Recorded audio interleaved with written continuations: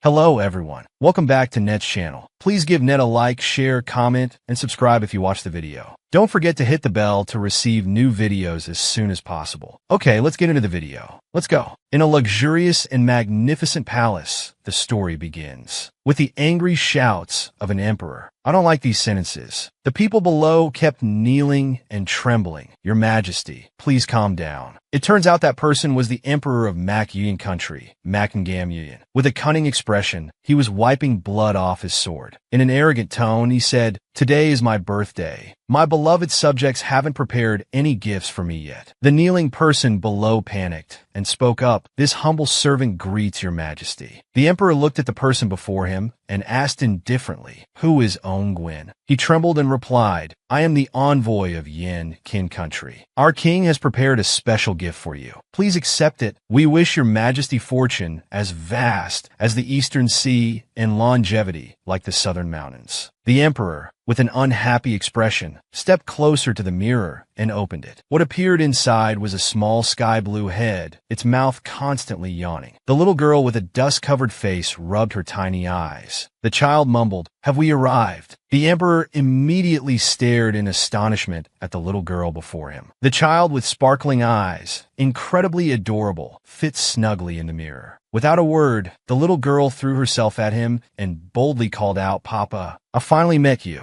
Before the emperor could react, he was tightly hugged by the adorable girl, unable to breathe. The child exclaimed joyfully, "Papa, you're so tall." The ministers present were shocked to the core. Their faces turned dark with fear, sweating profusely, silently wondering what was happening. It turns out this adorable girl's name is Kyo, the lost little princess of MANGAI country. In her previous life, she entered the palace at 9 years old, but witnessed her father being murdered. In this life, Kyo has been reborn and is determined to enter the palace 6 years earlier. She must save her father and save MANGAI country. However, something doesn't seem quite right at the moment. The little girl's feet are dangling in midair. The emperor angrily grabbed Kyo by the collar and lifted her up, to her surprise and bewilderment. Ignoring the girl's struggles, the emperor complained irritably, "This dirty little beggar. Is this the gift that Yin Kin country wants to give me?" The envoy from Yin Kin country looked at this scene and panicked. He quickly knelt down, kowtowing and begging, "Your Majesty, spare this humble servant's life. I don't know this child either. The gift I prepared for your Majesty is a durian fruit. I don't know how this child." The girl angrily grabbed the emperor's sleeve, saying, Kyo is not a beggar." Then she bit hard on his arm. The emperor, in pain, dropped Kyo and loudly scolded her for being disrespectful. Kyo quickly grabbed the emperor's dragon robe.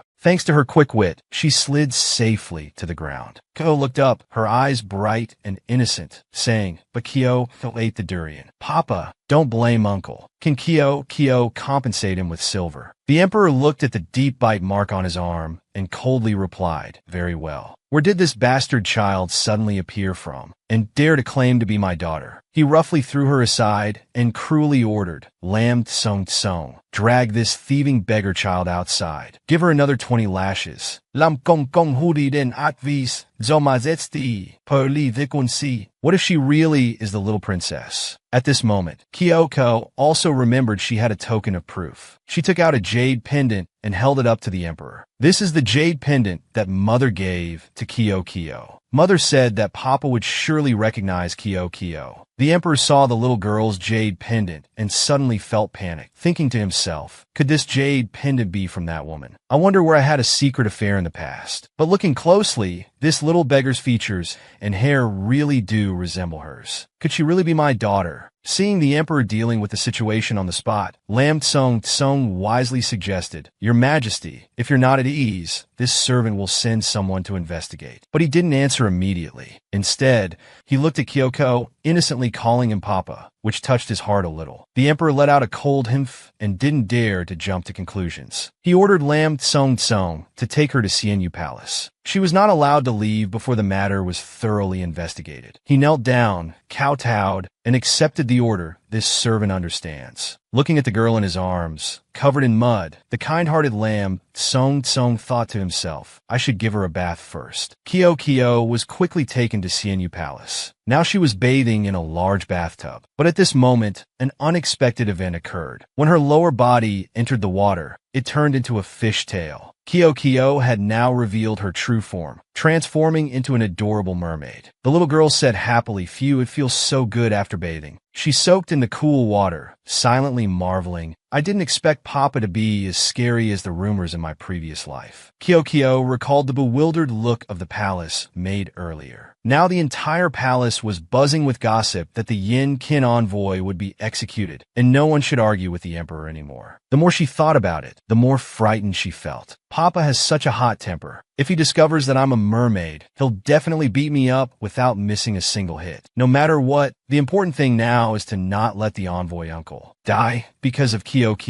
She remembered very clearly that if the envoy uncle dies, war will break out between the two countries. The story would follow the same old rut. She thought she must quickly find a solution. This matter couldn't be delayed. Lam Tsong and the palace maid had been waiting outside for a long time. After changing her clothes, Kyo quickly stepped out of the bathroom. When they saw the little girl's true appearance, both of them widened their eyes in surprise. This child's appearance really does resemble His Majesty when he was young. In the Emperor's chambers, he also sent people to investigate. The Emperor, anxious to know the results, asked, "How is the situation?" Finally, everything was clarified. The person below knelt down and reported, "Your Majesty, we have found out that 4 years ago, when Miss Shin married into the Mac family, she was already 3 months pregnant. After giving birth, she disappeared. According to the descriptions from neighboring households, the princess's appearance is not much different from that child." Hearing this, the emperor was also shocked. I never expected that beggar child to be my daughter. He pondered suspiciously. That woman told this little brat to come find me. What exactly is her intention? At this moment, Lam Tsong also ran in excitedly, saying, "This servant has important news to tell you. That child looks exactly like you when you were young. She must certainly be your Majesty's biological daughter." However, this emperor wasn't happy at all, and just coldly said, "I know." He looked at the secret guard beside him and cursed silently. Damn it, the secret guard stole the credit again. Suddenly, the emperor kicked the table and stood up. Then he calmly said, "Bring Mac Kyo here. I want to dine with her." Kyo was brought to Yang Xian Palace. This was the first time in her life she had seen so many delicious dishes and couldn't help but drool with desire. She raised her chopsticks and spoon, her face full of excitement, and said, "Thank you, Papa." Kyo will eat first, okay? Lam Tsong and the palace maid standing nearby were charmed by her cuteness. The princess is as cute as a button. However, the emperor still maintained a gloomy face like a demon, sitting motionless opposite her. It made anyone who looked at him feel scared. The emperor is so frightening. Kyo, without any formality, sat eating large bites. The emperor suddenly crossed his arms and frowned, asking, "I ask you, where is your mother now?" At the mention of her mother, Kyo suddenly stopped eating. With a slightly sad expression, the little girl replied, "Actually, Kyoko doesn't know where mother is." The little girl quickly perked up and stood. But mother promised Kyo that after this period of time, she will definitely come find Kyo. Wee Pinky swore. The little girl excitedly jumped down from her chair. She ran up to the emperor and said joyfully, "Then we can go out as a family." Faced with the little girl's adorableness, the emperor once again grabbed her collar and lifted her up. Then his face twisted in anger as he shouted, "You think the palace is a place you can come and go as you please? That woman told you to approach me. What exactly is her purpose?" Kyo looked at the emperor in bewilderment. Then she flashed a bright smile and announced, Kyo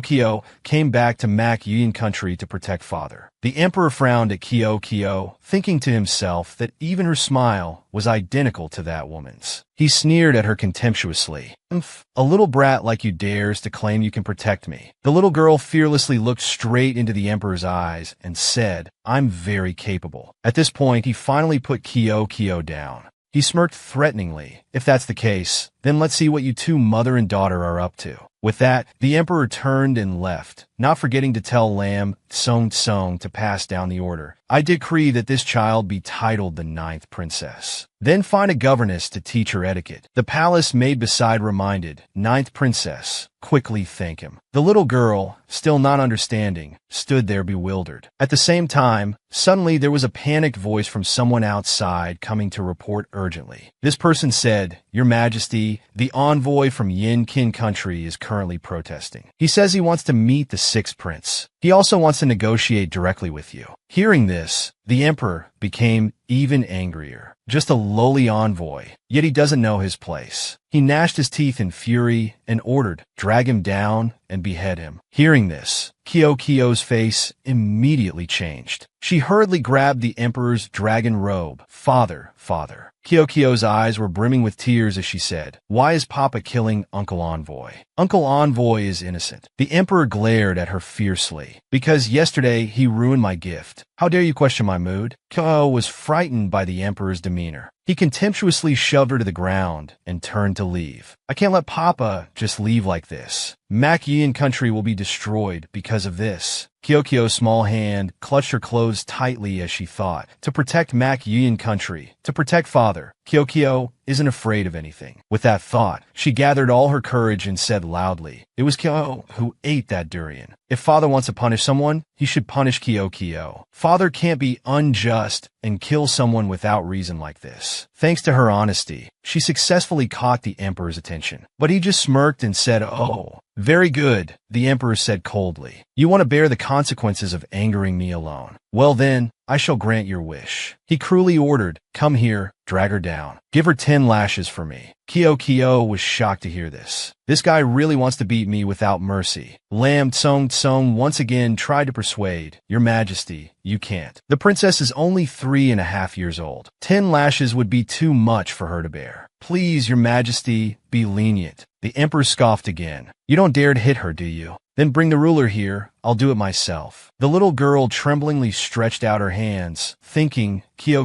can do it. Kyo wants Papa to be happy. The emperor roughly grabbed her tiny arm. Without any mercy, he struck down. Although she had mentally prepared herself, Kyo still cried out in pain. Seeing this, the emperor didn't stop but continued to hit Kyo's hand hard. She was just a child after all, and her cries of pain grew louder. Seeing the pitiful little girl, the emperor loosened his grip. Seeing this, Lam Tsong hurriedly went to get medicine. Princess, this servant will get medicine for you right away. Please wait a moment. Seizing the moment when the emperor's anger subsided, Kyo turned to act coy. Papa, carry me. Papa, kiss it better. The emperor was momentarily flustered by the little girl. With a reluctant expression, he picked up Kyo, not forgetting to complain. This child is really troublesome. At this moment, Lam Tsong also brought the medicine. Kyo pitifully looked up at the emperor and said, Can Papa apply the medicine for Kyo? He helplessly reached out his hand, telling the eunuch to pass the medicine. Then he carelessly applied it to the little girl's hand. The emperor's mouth didn't stop scolding. You ate all of my gift and ruined my mood. Tell me, how should we settle this debt? Kyo looked down at her small hand and sighed. Then she quickly regained her spirits and smiled, saying, Kyo can give father another birthday gift. No matter what Papa asks, Kyo will agree. The emperor sneered contemptuously, You're too naive. Then he put her down and continued to set conditions. I promise not to kill the Yin Kin envoy, but on one condition. You must stay in Xianyu Palace and study etiquette for 2 months. If you don't study well, don't hope to see me. Hearing this, the little girl was startled and broke out in a cold sweat. But she quickly adjusted her attitude and nodded seriously in agreement. Don't worry, Papa. Kyo likes studying like that. I will definitely complete the task obediently. The scene changes to the Imperial Garden. The little girl, hiding in a corner, stubbornly said, studying this and that. How novel, she kept complaining. Every day, the governess makes me study etiquette. It wasn't easy to sneak out. I must play and have fun now. Suddenly, Kyo heard people talking ahead. 6th Prince, why do you have to do this? She curiously peeked out to see. It was Lam Tsong. He was standing there advising someone. If you just admit your mistake to His Majesty, you won't have to kneel anymore. My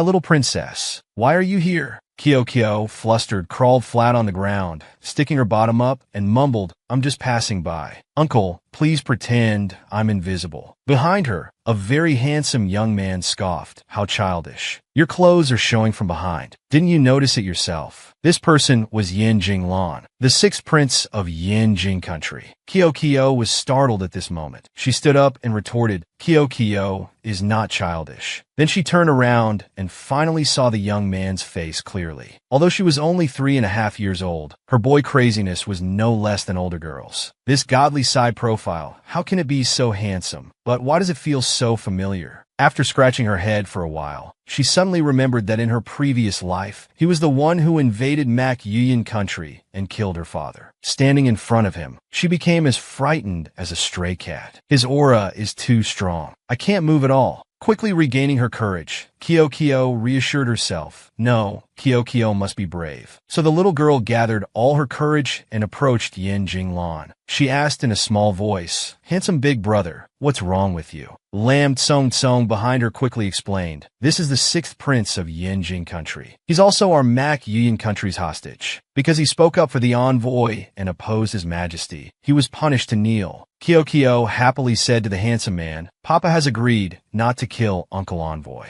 Handsome big brother, please stand up quickly. Yin Jinglan cautiously avoided her, saying in a disgusted tone, Thank you for the princess's kindness. I oppose his majesty. Being punished to kneel is the right punishment. The princess should stay away from a sinner like me. Kyo fumed internally, thinking, why is this person still so angry? She innocently looked up and asked, Then what should I do to make handsome big brother willing to stand up? Hearing this, he raised his head and smiled. Then he coldly stared at the little girl and asked back, Is the princess serious about what she just said? Kyo looked at the handsome man with bright eyes and replied, Of course I'm serious. Yin Jinglan slowly made his request. Then please help me with something, princess. If I want his majesty to personally apologize to me, can your highness make it happen? Hearing this, the little girl was momentarily stunned. How is that possible? Kyo stood there frozen. She thought to herself, make Papa apologize to the handsome brother. This request is too much. The little girl was certain it was impossible. Your request is too difficult. He smirked coldly. Then Yin Jinglan said disappointedly, I was just joking. His Majesty has agreed not to kill the envoy,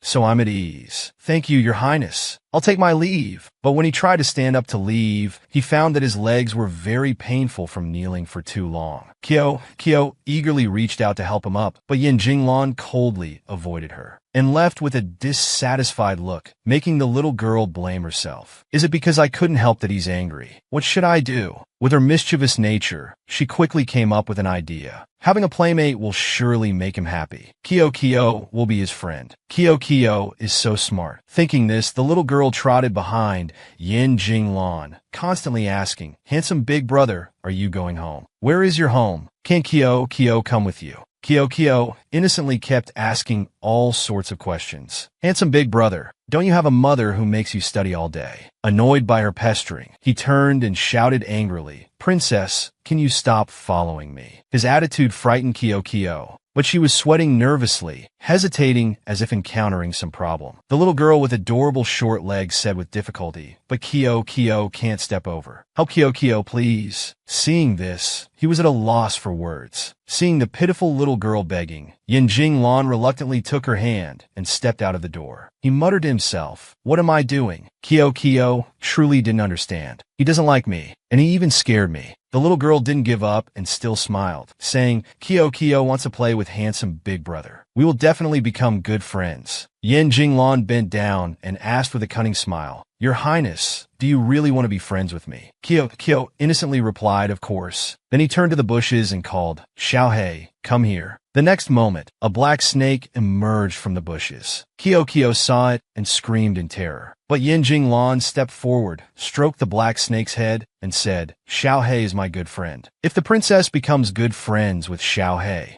then you'll also become my friend. Your Highness, do you want to try? Kyo trembled and said she didn't dare. Seeing the black snake crawling towards her, the little girl fearfully lay face down on the ground, repeatedly shouting, "Snake, don't eat Kyo Kyo." Yin Jinglan, having anticipated this result, coldly said, "Your Highness, go play somewhere else." Kyo Kyo, still lying on the ground, thought to herself, "No, I can't give up so easily. I must protect father, must protect Mac Yin country." With that thought, the little girl stepped forward, gathering all her courage to greet, "Hello, Xiaohei. I am Kyo Kyo. I'm not afraid of you. Let's be friends, okay?" Yin Jinglan looked at her doubtfully. This kid was so scared, yet she still won't leave. The black snake also rubbed against Kyo Kyo's hand. It even enthusiastically wriggled in front of her. Seeing this, the little girl exclaimed excitedly, "See, the snake likes Kyo Kyo. Handsome big brother, we're friends now." He angrily cursed internally. How is this possible? Kyo Kyo enthusiastically took out a candy and gave it to Yin Jinglan. Mother said friends should share. This candy is for handsome big brother. It's very tasty. Kyo Kyo can't bear to eat it. Originally, he intended to make things difficult for her, but he didn't expect she could do it. Looking at the candy on Kyo Kyo's small arm made him fall silent. Unable to hold back anymore, Yin Jinglan asked directly, "Why do you want to get close to me?" This surprised Kyo Kyo, leaving her speechless. Suddenly, he angrily shouted, "You're just like everyone else. Are you trying to make a fool of me?" Yin Jinglan went too far and knocked Kyo Kyo's candy to the ground. The little girl still stood there, looking at him with sympathetic eyes. He's so lonely, truly very lonely and pitiful. Kyo Kyo remembered very clearly that 5 years ago, Yin Jing country stole a large number of weapons from father. Father had launched an attack on Yin Jing country. Yin Jing was defeated, and father brought handsome big brother back as a hostage. People of Mac Yin country all disliked handsome big brother, discriminating against and avoiding him. So handsome big brother didn't get close to anyone. Yin Jinglang stared blankly at the little girl in front of him. Kyo Kyo patted her chest and assured him, "Kyo Kyo is not like them. I also want to protect handsome big brother." Hearing this, he was a bit surprised. This kid is that emperor's daughter. Yin Jinglang still chose to coldly refuse. "I don't need anyone's protection. It's getting late. You should go back too." Kyo Kyo used her small arm to tug at his clothes and asked, "So we're friends now, right?" But at this moment, he changed his attitude and said, "Did I ever agree?" The little girl angrily scolded Yin Jinglang, "You don't keep your word." Then the little girl rushed to hug Yin Jinglang's leg, crying, "Then give me back my candy." Yin Jinglang was momentarily flustered and raised his hand to push the little girl's head away. At this time, someone else came over and asked, "Brother Jinglan, are you all right?" The voice of a graceful girl rang out, "I heard that father punished you, so I came over immediately." She shyly held up a basket and continued slowly, "I also made some mung bean cakes for you."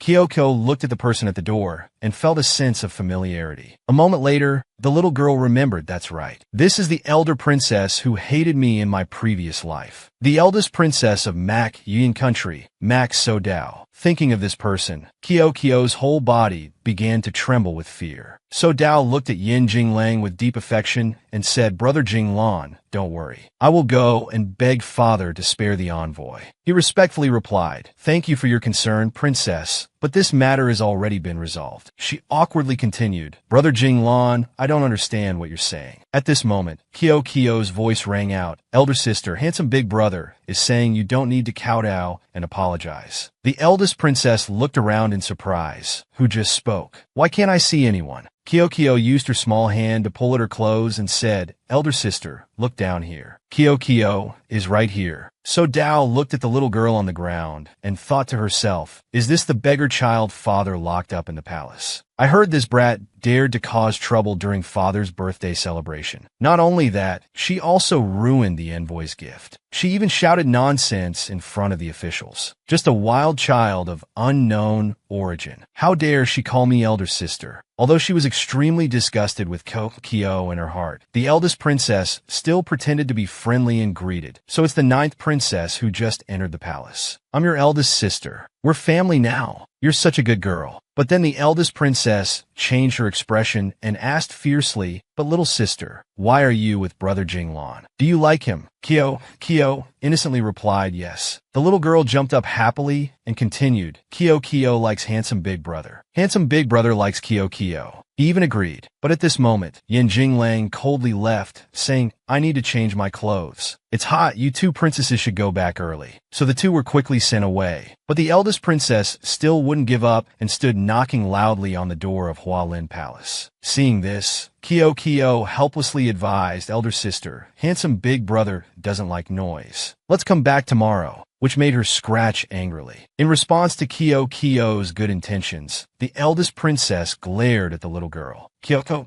kindly took out a candy and offered it, saying, "Kyoko gives you this candy. I've already given some to father and handsome big brother. This last one is for you." In the eldest princess's heart, jealousy suddenly arose. Who wants to eat candy from a wild child like you? Not only did you steal my credit, now you dare to mention father in front of me. Father belongs only to me. The eldest princess's eyes became cunning as she thought of a dirty scheme. With this thought, she changed her attitude and turned to flatter, saying, "Ninth sister is so good. Your milk bottle is really nice. Can you lend it to me for a bit?" Kyoko was a bit confused as she took off her milk bottle and slowly said, "Okay, but please be gentle, elder sister. Mother bought this for me." The eldest princess happily took the milk bottle and kept saying cheerfully, "Thank you, ninth sister. Let's go back." Kyoko innocently followed along, equally excited. On the way back, Kyo kept asking, "Elder sister, which palace do you live in, so I can come play with you every day?" She ignored Kyo's question and looked at the lake ahead. Then she ruthlessly threw Kyo's milk bottle into the pond. The little girl cried out in panic, "My milk bottle." The eldest princess pretended to say, "Ninth sister, I'm sorry. I didn't mean to. You don't blame me, do you?" But by now, Kyo had already hurriedly taken off her shoes, intending to jump into the lake. "I must go down to pick it up." The eldest princess anxiously shouted to stop her. She glanced at the palace made beside her, signaling, then bravely jumped into the lake. The water only reached her waist. Kyoko sat on the shore, anxiously saying, "Elder sister, hurry up. I can swim." She had found the milk bottle, but still pretended not to come ashore, calling out, "Don't come down. I'll find the milk bottle for you."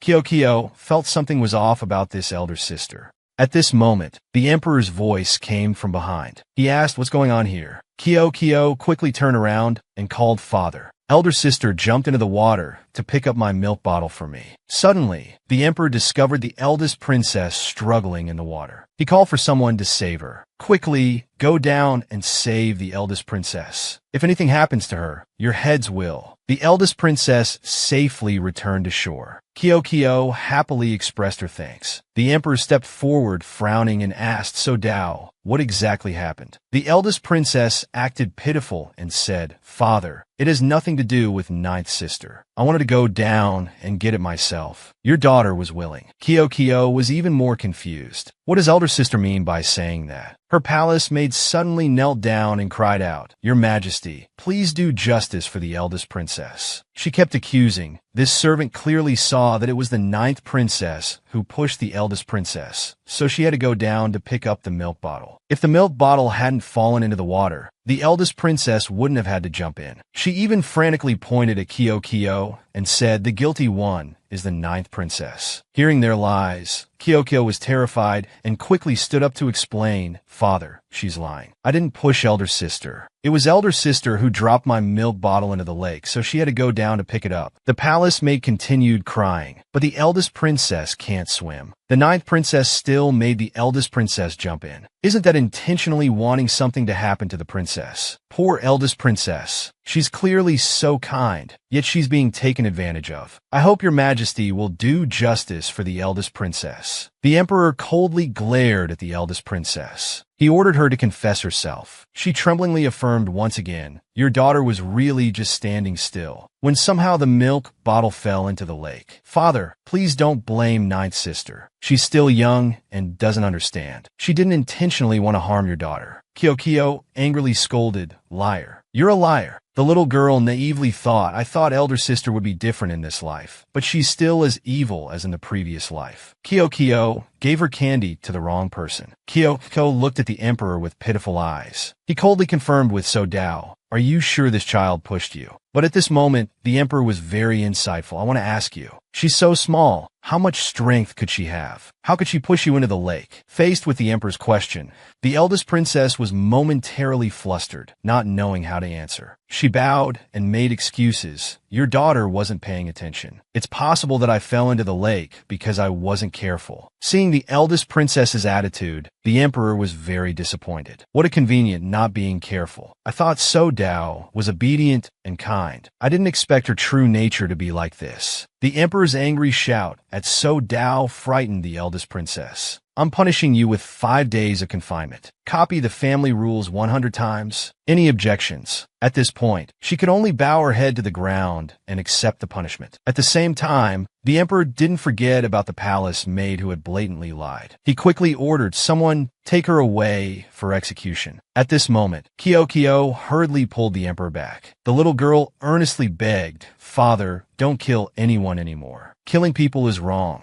The emperor looked at Kyo doubtfully and asked, "She wanted to harm you, yet you want to spare her life." Kyo's eyes filled with tears as she pitifully continued, "Then father can just punish her with beatings. Don't kill her. Kyo will make it a birthday gift for you. Father, can you spare her?" Moved by the little girl's kindness, the emperor spared the palace maid's life. Kyo was overjoyed and kept thanking him. Watching their backs as they left together, the eldest princess was extremely angry and clenched her fists. She not only felt no remorse but thought Kyo was insulting her. "You wild child, how dare you make me lose face? Next time, I'll teach you a lesson." All that had just happened was also seen by Yin Jinglang. He seemed to have some plans of his own. Meanwhile, Kyo anxiously returned to Xianyu Palace. The little girl worriedly peeked into the room. "Is the governess here?" I'm hesitating whether to enter or not, when she was startled by a palace maid who discovered her. "Little princess, so you're here. Do you know how worried I was about you? I heard you were pushed into the lake, and I couldn't sit still." Kyo looked up and realized, "Oh, it's Sister Ling." The little girl proudly lifted her chin and said, "Sister Ling, don't worry. I've handled everything." Seeing that the 9th princess was unharmed, the palace maid suggested, "Well, if you're fine, that's good. It's getting late. Let's get you bathed and then we'll go eat, okay?" Kyo happily agreed. But then the little girl suddenly remembered. Something didn't seem quite right. She quickly stepped back and said awkwardly, "Wait, Sister Ling. You don't need to bathe me. I'm grown up now and can bathe myself." The palace maid worriedly asked, "Princess, are you sure? You're still so little. Can you really bathe by yourself?" "Don't worry. I can bathe myself. I'll be back in a bit." With that, the little girl quickly ran off. Kyo was now terrified. She had almost forgotten she was a mermaid. If the palace maid found out about her identity, it might be exposed. Father is so scary. I can't let him know. The more she thought about it, the more confused she felt. At this moment, Kyo suddenly froze. Where am I? I was thinking too much and got lost without realizing it. The little girl discovered a small lotus pond ahead. She curiously ran over to look. The fish here are beautiful. Looking at the beautiful fish swimming freely and happily, her mood also became cheerful. The little girl suddenly had an idea. That's right, I can use them as a gift for father. Max So Dao, for framing Kyo, was confined in the palace by the emperor to write punishments. Suddenly, she heard singing from outside. She curiously opened the window to look. She saw Kyo skipping along while singing. Seeing this, she asked, "Is that 9th sister? Where are you going?" But after the recent incident, Kyo pouted and stuck out her tongue, teasing, "I won't tell you where I'm going." The eldest princess clenched her arm, suppressing her anger, and continued, "Are you still angry at me, sister? I told you it was just a misunderstanding. I misspoke, causing father to misunderstand you." She even shamelessly smiled and said, "You'll forgive me, right? Let's be good sisters again." Kyo crossed her arms and turned her head away, saying, "I'll never be sisters with you again. Someone as mean and vicious as you should only play with dogs." After saying this, the little girl turned and left, leaving the eldest princess standing there, trembling with anger. She still didn't give up and hurriedly chased after. "Hey, where are you going? Wait for me. Unexpectedly, Kyo went to the lotus pond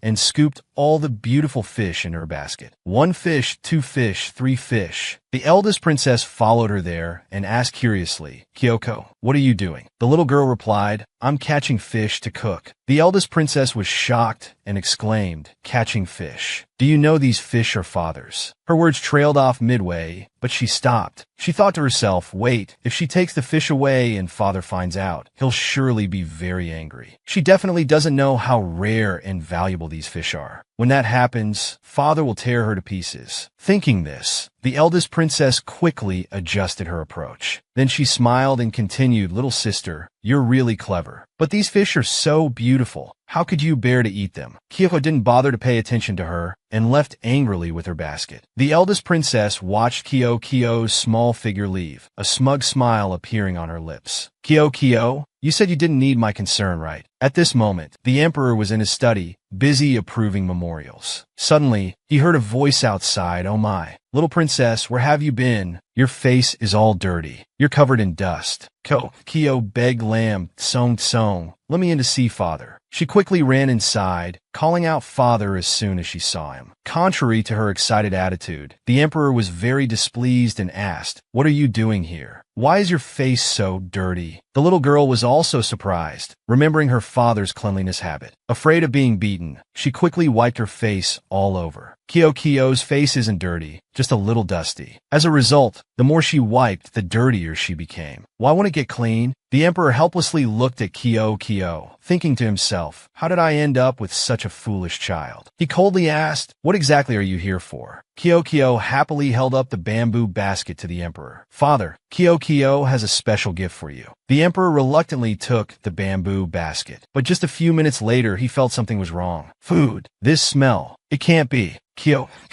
innocently and joyfully introduced, I specially made an excellent gift for you. The basket was quickly opened by the emperor. His face darkened. Aren't these my precious blue fish? The emperor suppressed his anger, gritting his teeth, and said, indeed, it's very special. Kyo looked at him with sparkling eyes and nodded. That's right, Kyo prepared this special gift. Is father happy? The emperor's face darkened as he coldly replied, this gift is indeed very special. So special that I want to kill you right now. As he spoke, he tightened his grip on the box in his hand. Lam Tsong quickly knelt down, begging, Your Majesty, please calm down. Meanwhile, Kyo still stood there bewildered, not understanding what was happening. Lam Tsong kept kowtowing and pleading. It's because the princess is too young to know the value of these jade green carp. Each one costs 10 taels of gold to buy. Not to mention they're difficult to care for. One careless mistake and they'll die. Their breeding rate is extremely low. One fish is extremely rare. They must be imported from the Moon Kingdom. Only then did the little girl realize in panic that she had caused a great disaster. Kyo fearfully held her head, imagining, I don't want to be roasted like a fish by father. The emperor's displeased voice rang out, startling the little girl into panic. Next came an extremely cold statement. This time I must punish you. The little girl trembled and said, Kyo knows she was wrong. Please don't be angry anymore, father. Quickly regaining her spirits, she excitedly suggested, how about father eats the jade carp first? If it's not delicious, then you can punish Kyo. Okay. The emperor's face darkened even more, and he angrily scolded, You've already killed my fish, and now you want to set conditions with me. Or do you think I don't dare to kill you?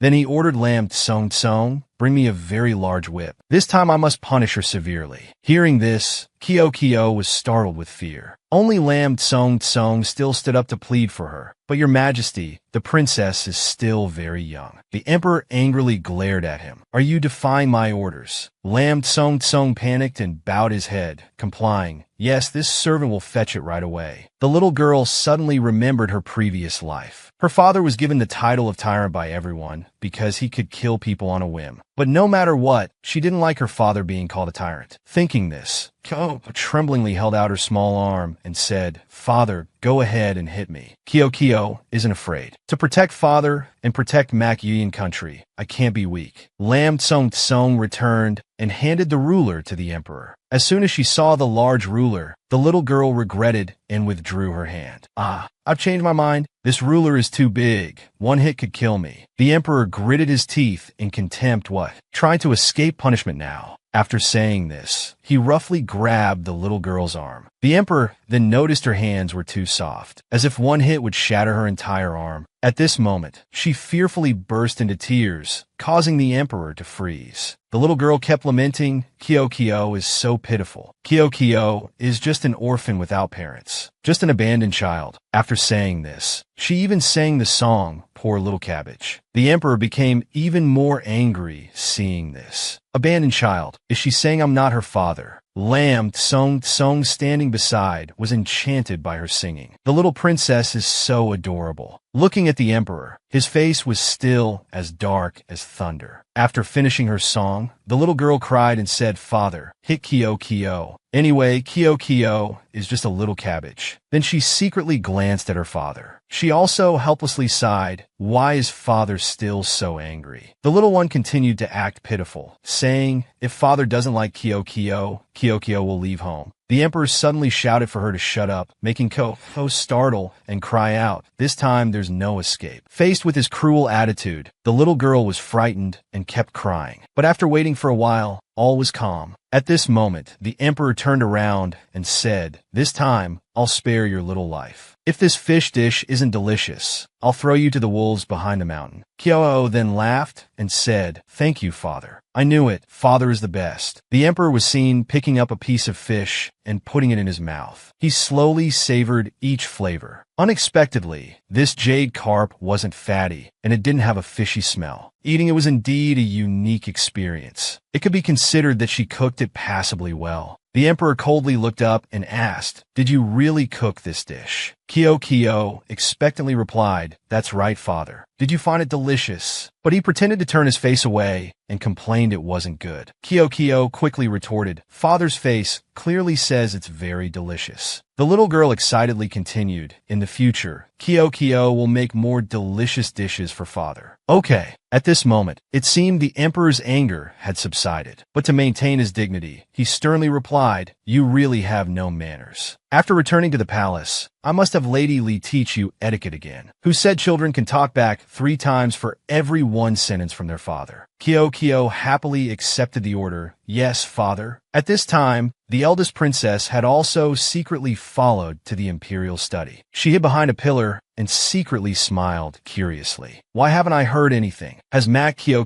already been punished by father? She really deserved it. A moment later, the study door opened. She still hid in a corner to eavesdrop. She only saw Kyo humming a song and skipping out, not looking like she had been punished at all. The eldest princess was furious and asked herself, how is this possible? She angrily clenched her arm and hit the nearby pillar. That was father's precious and rare carp. Father should have punished her. How could she walk out so casually as if nothing happened? How can this be so unreasonable? In her anger, she didn't notice a dark figure appearing behind her. The emperor coldly spoke. So Dao, what are you doing here? The eldest princess was startled, broke out in a cold sweat, and turned around saying, your daughter is here to greet father. May father have 10,000 blessings. Hearing this, the emperor asked irritably, so Dao, I remember I was punishing you with confinement in your room. Why are you here? Are you defying my orders? Or do you think that punishment was too light? The eldest princess was frightened and trembled, saying, your daughter wouldn't dare. The emperor turned to leave, not forgetting to remind her, if this happens again, don't blame me for punishing you more severely. Quickly return to copy the rules for me. The eldest princess bowed her head and accepted the order. Yes, your daughter obeys. Seeing father's cold attitude towards her, she angrily gritted her teeth and thought to herself, it's certain now. Father really likes that little wretch. Everything is for that little wretch. Just wait. One day I'll grab your hair and tear your head off. Meanwhile, Kyo sat happily and adorably at the dining table. The palace maid brought food and kindly asked, little princess, it's time for your meal. Would you like me to feed you? Kyo happily replied, no need. I'm grown up now. I can eat by myself. The little girl even generously shared her steamed bun with the palace maid. One for Sister Ling, one for Kyo. The palace maid was overjoyed and accepted. Thank you, princess. Then the little girl hugged the steamed bun and pork knuckle, eating voraciously. This action startled the palace maid, but Kyo's next adorable gesture made Sister Ling burst into laughter. Little princess, please continue eating. Being plump and fair makes you more adorable. At this moment, the door suddenly opened. It was Lam Tsung-kong. He cheerfully greeted, "Good morning, little princess." Kyo also politely stood up and called, "Uncle Lam." The little girl enthusiastically said to him, "Uncle Lam, come have breakfast with me." But he politely declined. "Thank you, little princess. Uncle Lam is already full." Kyo quickly noticed the person beside Lam Tsung and asked, "Who is this?" He promptly introduced, this person. "Let this old servant introduce you." Before he could finish, the other person spoke coldly and sternly. "Ninth princess, 10,000 blessings. I am Lady Li. From now on, I will be responsible for teaching you etiquette." The little girl broke out in a cold sweat, thinking to herself, learning etiquette. Father really did it, but I haven't finished eating. I have a one-over little brother to play with me yet. I don't want to learn rules and etiquette. Kyo's eyes filled with tears as she pitifully begged Lam Tsung, "Uncle Lam, Kyo doesn't want to learn etiquette. Can you go back and tell father not to make Kyo learn etiquette?" He awkwardly said, "This won't do, princess. This is an order from His Majesty. We can't disobey it." But he leaned close and whispered to her, "Little princess, don't worry. Uncle Lam has already told Lady Li to be gentle with you. If anything doesn't suit you, just tell me. I'll help you." After saying this, Lam Tsung quickly slipped away. "If there's nothing else, I'll be going." Coco cried out helplessly, "Uncle Lam, don't go." Lady Li's cold voice said, "His Majesty has specifically instructed me to teach the princess etiquette, so we cannot allow any mistakes. Little princess, please follow this old servant." Kyo helplessly agreed. 2 hours later, Lady Li strictly instructed, "As a young lady, your gestures and actions should be proper and respectful, especially since you are a princess. Princess, straighten your back, close your legs, raise your head high, and fold your arms high on your stomach." Kyo obediently followed, but her legs had been trembling for a while now. Practicing in the scorching sun, the little girl felt like she was about to evaporate. She thought to herself, "Lady Li is really too strict. I'm about to be roasted like a dried fish." She kept reminding, "Don't squint or frown. Don't look directly into others' eyes. That's disrespectful," and before she could finish, Kyo had already tugged at her clothes. "And why, lady, can we rest for a bit? Kyo wants to go find father." Lady Li firmly refused. "His Majesty has entrusted me with full responsibility for the princess. Princess, please straighten your back and continue practicing. Don't be spoiled. Moreover, princess, don't casually pull on others' clothes. That's disrespectful." The little girl had to withdraw her hand, feeling very upset and sad inside. Lady Li stared at the little girl, thinking to herself, "Is this child really as vicious as the princess said? But why do I feel it's not like that?" The little princess was forced to learn etiquette. She tried to follow Lady's instructions, straighten her back, cross her arms, and close her legs. But after just 2 steps, Kyo tripped and fell. She fell flat on her face, causing the nearby palace maid to panic and scream, "Little princess." The little girl's knees were scraped, and Kyoko kept crying, "Sister Ling, it hurts." The palace maid comforted her, "Little princess, don't be afraid. This servant is here." But at this moment, Lady Li stepped forward to stop her. She sternly said, "His Majesty has already said that the authority to teach the princess has been fully entrusted to this old servant, so you don't need to help the princess. Do you remember what this old servant just said?" Then she turned to scold Kyo, "As a young lady, you must act and behave properly. Follow etiquette and don't show weakness. Now, show this old servant what you should do." Kyo struggled to remember her mother's words. That's right, mother once said, "Where you fall, you get up." Kyo must be a brave child. Thinking this, the little girl endured the pain and stood up, wiping her tears. She bravely stood up, though drenched in sweat. Then she smiled and said, "Lady Li, Kyo isn't afraid of falling anymore. I'm standing up now." The palace maid beside her exclaimed excitedly, "The little princess is so amazing." Lady Li's face remained expressionless as she said sternly, "If the princess has completed the lesson, then remember what you learned today. Remember how to conduct yourself properly. Looking at the person in front of her, Kyoko couldn't help but wonder, why doesn't Lady Lee smile? As she was about to make Kyoko practice again, the little girl tugged at her sleeve with her small hand. Then she happily held out a candy in front of her. Kyoko wants to offer Lady a candy, but in return, can Lady smile at Kyoko? In front of her was an adorable little girl, but Lady Lee remained unmoved. She maintained her strict attitude and said, "You should remember the difference in status between this old servant and yourself. Don't joke around like this anymore. It's now time for lunch. Please follow this old servant." Hearing this, Kyoko became happy again. Finally, it's lunchtime. Thank you, lady. Back in her room, Kyoko lay exhausted on the table, enjoying the rest. It feels so comfortable. But her joy didn't last long as Lady Lee reminded her, "Princess, sit up straight. You're a young lady now. Remember to sit with your legs together, hands placed evenly, and maintain a polite demeanor." Kyoko felt very upset and said to herself. Hearing this, Lady Lee's expression changed as she shouted fiercely, "Princess, this servant demands you follow what I just said. If not, this servant will personally correct your sitting posture." Hearing this, Kyoko reluctantly complied. Only then did she leave. "This servant will prepare the meal. Please wait a moment, princess." The little girl felt that sitting in this posture was indeed tiring. The palace maid standing nearby felt very sorry for her and squatted down, saying, "Little princess, why don't we stop learning? This servant feels so sorry for you.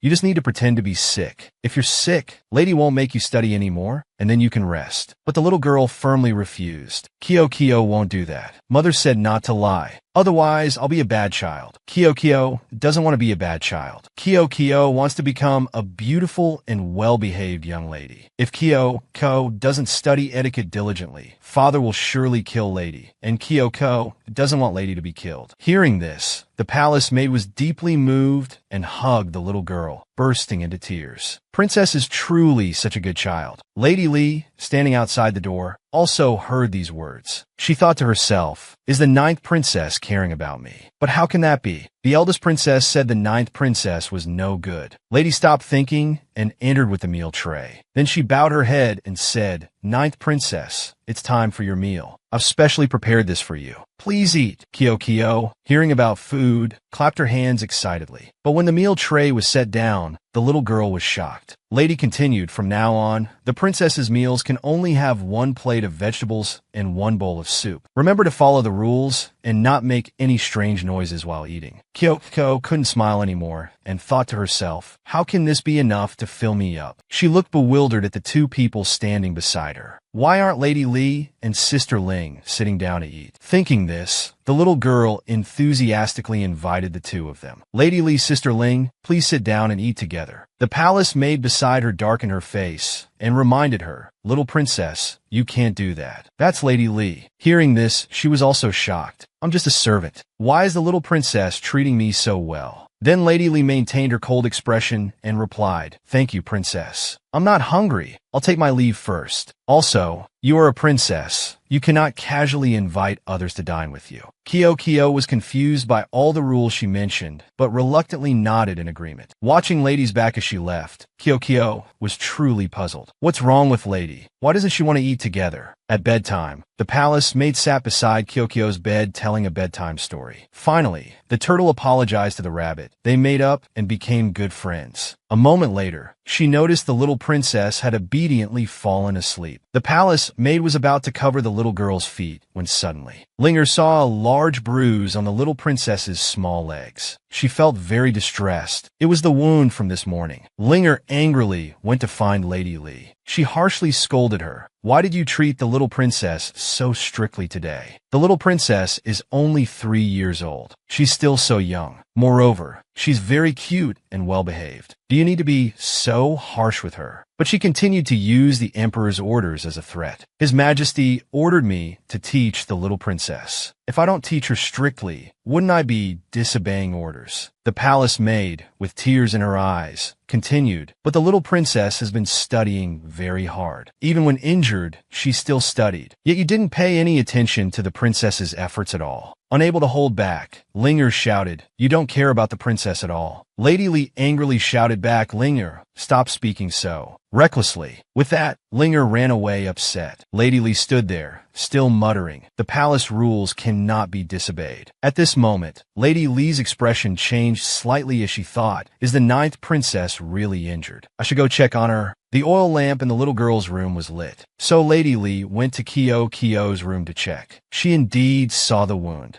She softened and quietly took out some ointment. Then she carefully applied the medicine to the wound. Kyo woke up from the pain. Lady Li kept comforting her, saying, "Be good, little princess. It will hurt for a moment, but then it won't hurt anymore." She showed a kind expression, thinking to herself, "This should heal the bruise by tomorrow." After finishing everything, Lady Li was about to leave when Kyo woke up and called her back. The little girl happily said, Kyo feels the pain is gone." It was Lady Li who came to apply medicine for Kyo.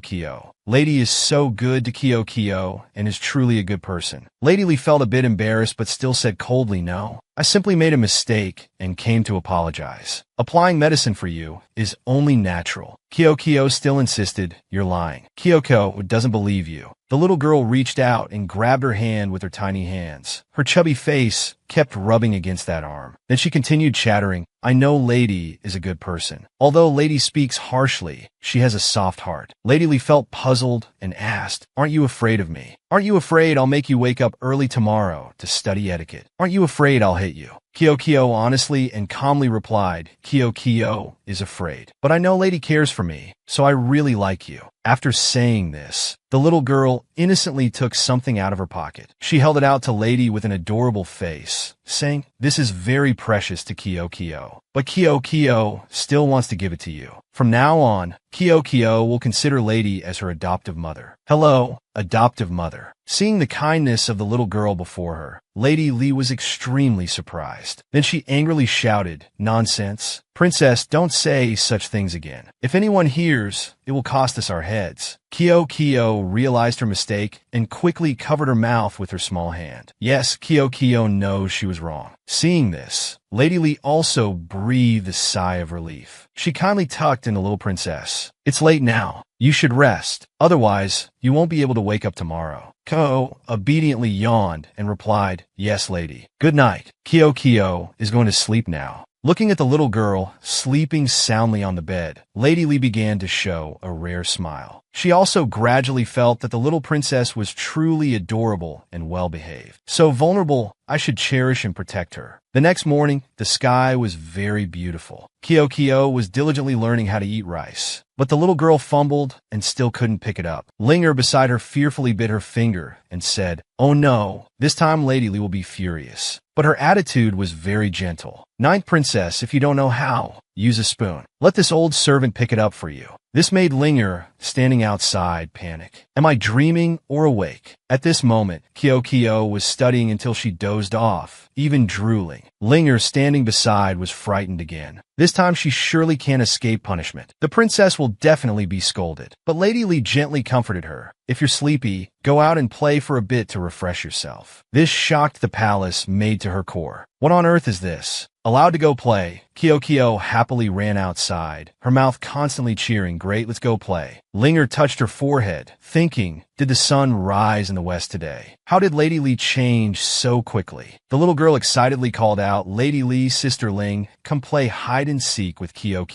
The once iron-hearted lady now gently replied, "Then let Linger be the ghost. The princess and I will hide." Kyo was very excited about this suggestion and quickly got into character. "Sister Ling is the ghost. Let's hide." The palace maid frowned, not understanding what had happened, and said, "Wait, princess. Lady Li, what's going on?" Linger asked in confusion, "Little princess, what's really happening?" Kyo happily waved her hand, calling Sister Ling, "Come here. Kyo will tell you something." The little girl whispered in the palace maid's ear, "Yesterday, Lady Li applied medicine for Kyo.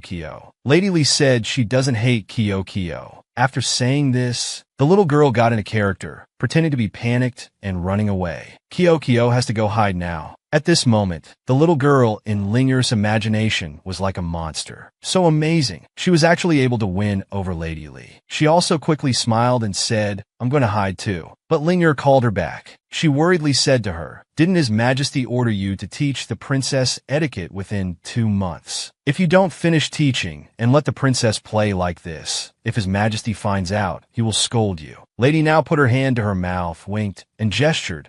If I don't say anything and you don't say anything, how will His Majesty know? At this moment, the eldest princess was happily walking towards the flower garden. She was extremely pleased, feeling that the day had finally come. In her imagination, Lady Li was like a fire-breathing monster with etiquette rules. Surely that little beast must have been tortured beyond recognition. Just thinking about its suffering face made her so happy. But at this moment, the eldest princess was surprised to hear laughter coming from the garden. "I'm hiding. You can't find me." The scene before her eyes made the eldest princess exclaim, "Mung beans." Lady Li, who was supposed to be cold-hearted and always strict, how could she now be so gentle and kind to that little beast? But then her eyes suddenly lit up. The corners of her mouth curled into a cunning smile. But what about this? If Father finds out she's not studying, that Lady isn't teaching her, that she's just playing around like this, Father will surely punish her severely. "You all keep playing. I'll go tell Father to come play with you." Meanwhile, the emperor was furious about court affairs in the palace. "You dare present this to me? Go back and revise it for me." "Suddenly, lam kong kong ente." "Your Majesty, the eldest princess requests an audience." She entered quickly and bowed. "Your daughter greets Father." The emperor saw her and asked irritably, "Have you finished copying the rules 10 times? His cold attitude startled the eldest princess. "Yes, your daughter has finished." His face darkened as he asked further, "So why are you here?" At this moment, she realized that Father seemed very angry. She decided to take advantage of this. Thinking quickly, she said, "It's about Lady Li teaching etiquette to Ninth Sister. Your daughter has been worried about Ninth Sister these past few days. Lady Li is known for being strict, and Sister has just entered the palace. She doesn't understand the rules yet. If she accidentally offends Lady, Lady will be much stricter with her. Your daughter was so worried about her, afraid she would suffer, that yesterday while copying,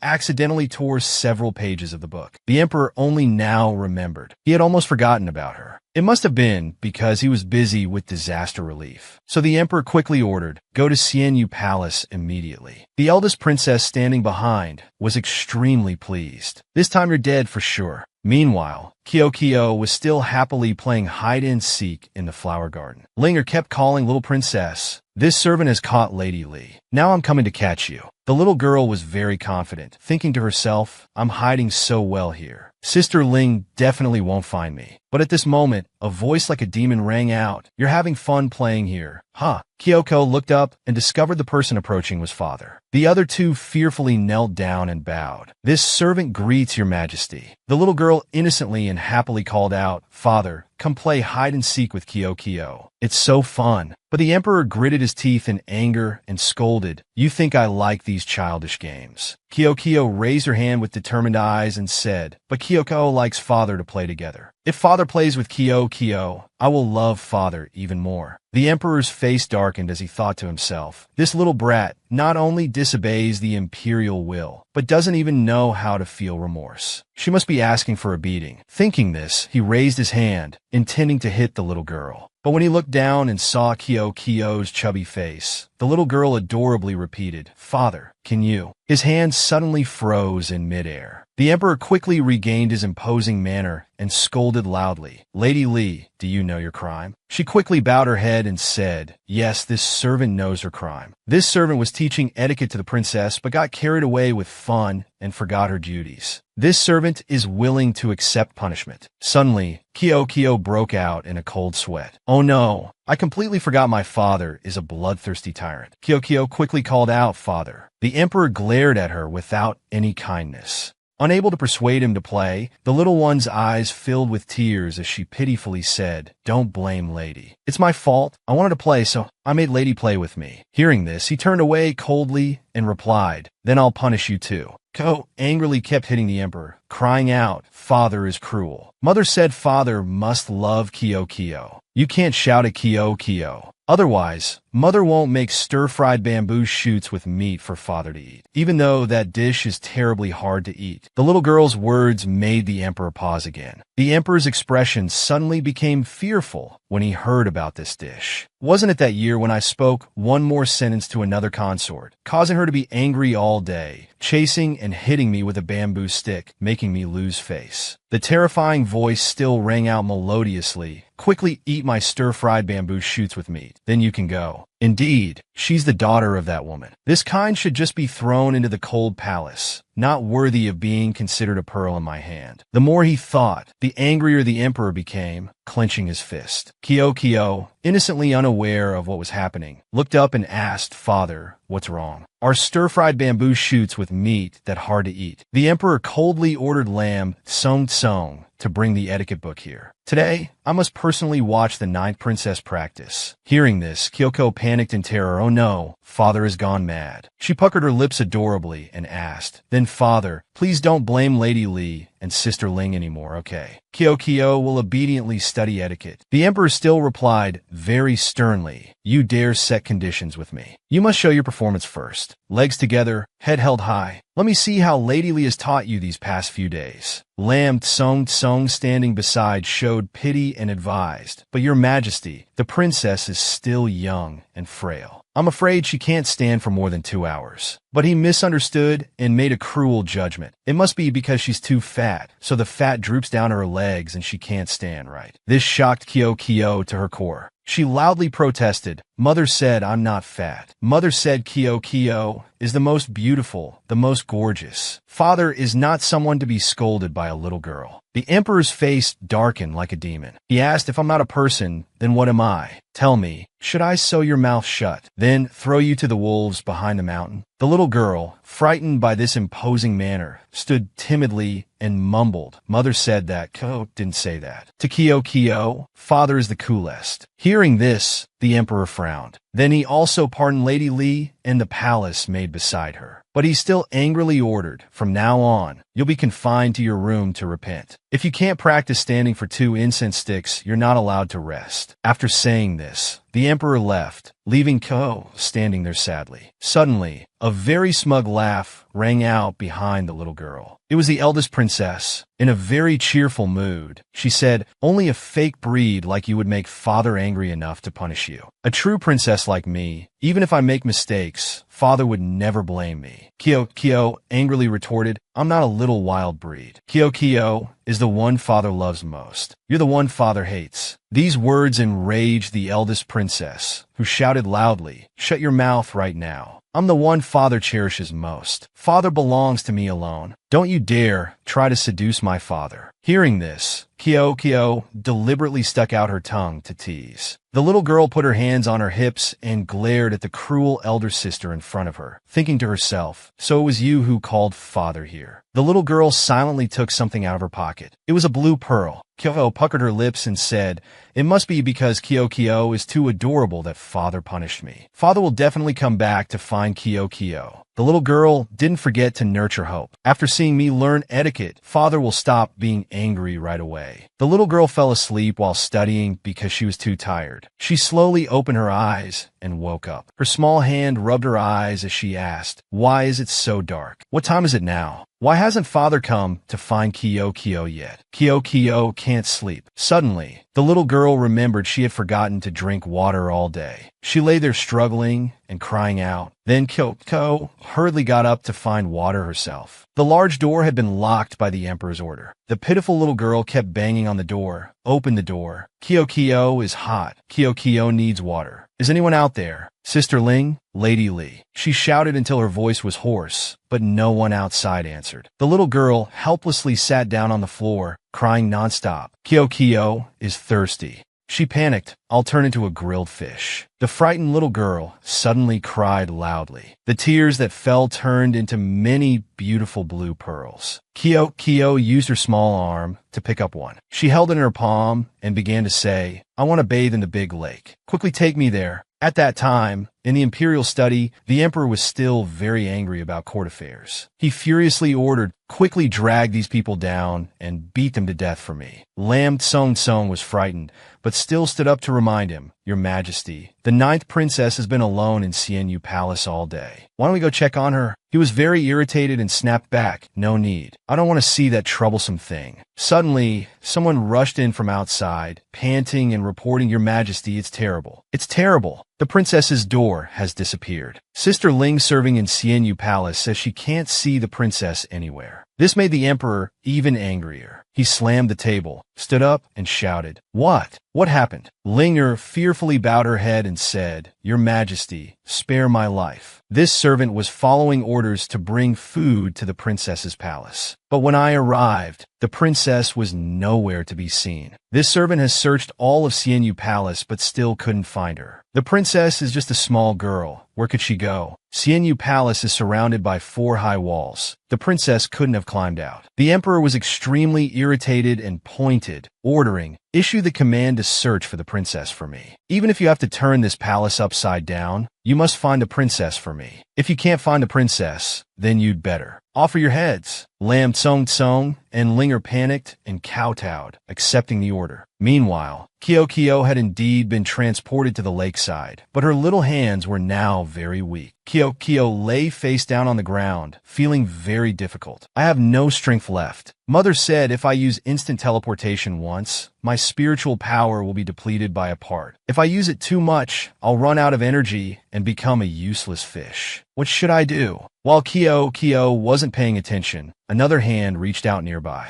A curious little boy stepped forward, looking at Kyo lying on the ground, and innocently said, "Is this a meat bun?" The little girl's soft hand quickly grasped the other person's hand. Her voice was very weak as she begged, "I want water." At this moment, the little boy realized it wasn't a meat bun, but a person. Although the boy was small, he was very kind and enthusiastically pulled Kyo to the lake. "Water. Wait a moment, I'll get you water right away." It was truly like a fish meeting water. After getting into the water, Kyo felt like she had been given a new lease on life, swimming happily underwater. After regaining her senses, the little girl quickly opened her eyes. With an excited expression, she said, Kyo isn't thirsty anymore." At this moment, the little boy on the shore curiously asked, "Are you all right?" Kyo looked at the person in front of her and quickly remembered. This person was the crown prince of Mak Yuyan country, the eldest Prince Mak Shuri. The boy anxiously kept asking, "Is that enough water?" Kyo,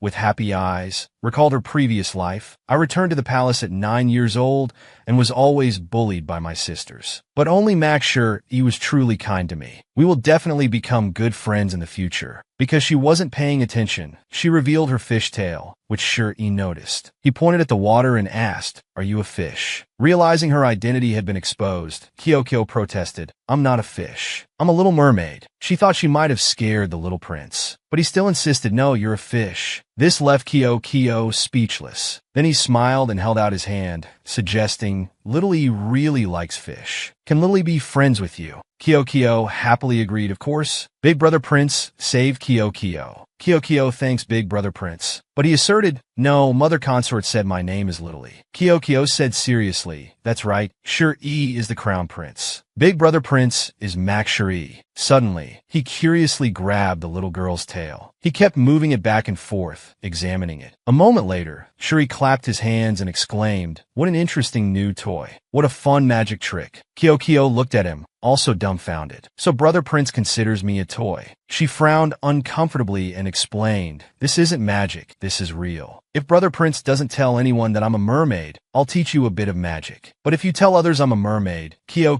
won't play with you anymore, understand?" Shuri quickly agreed, "I understand." Suddenly, the little girl heard people's panicked voices. "Have you searched over there yet? Quickly go search over there. If we can't find the princess, we'll lose our heads." In this urgent situation, Kyo quickly crawled ashore. When she got to shore, her tail quickly disappeared and changed into tiny feet. This made the crown prince standing beside her ask in bewilderment, "Where did the fish tail go?" But as soon as she left the water, Kyo felt dizzy and lightheaded. Very quickly, Kyo fainted. The crown prince sitting beside her was also frightened, not knowing what to do. Fortunately, at this moment some nearby eunuchs approached, but their description was a bit exaggerated. Blue hair, big eyes, white skin, chubby. This child looked somewhat familiar. While the crown prince was still fumbling, calling fish, these people quickly stepped forward to confirm. "That's right, this is the princess from Xianyu Palace. It matches Lam Tsong's description perfectly. Quickly go report to His Majesty." At this moment, the announcement of His Majesty has arrived rang out, startling the crown prince. The little boy excitedly called out, "Father." But the emperor coldly didn't even look at him. He quickly stepped forward to pick up Kyo. The emperor's face was full of worry as he ordered, "What are you doing here?" Someone quickly summoned the imperial physician to Yang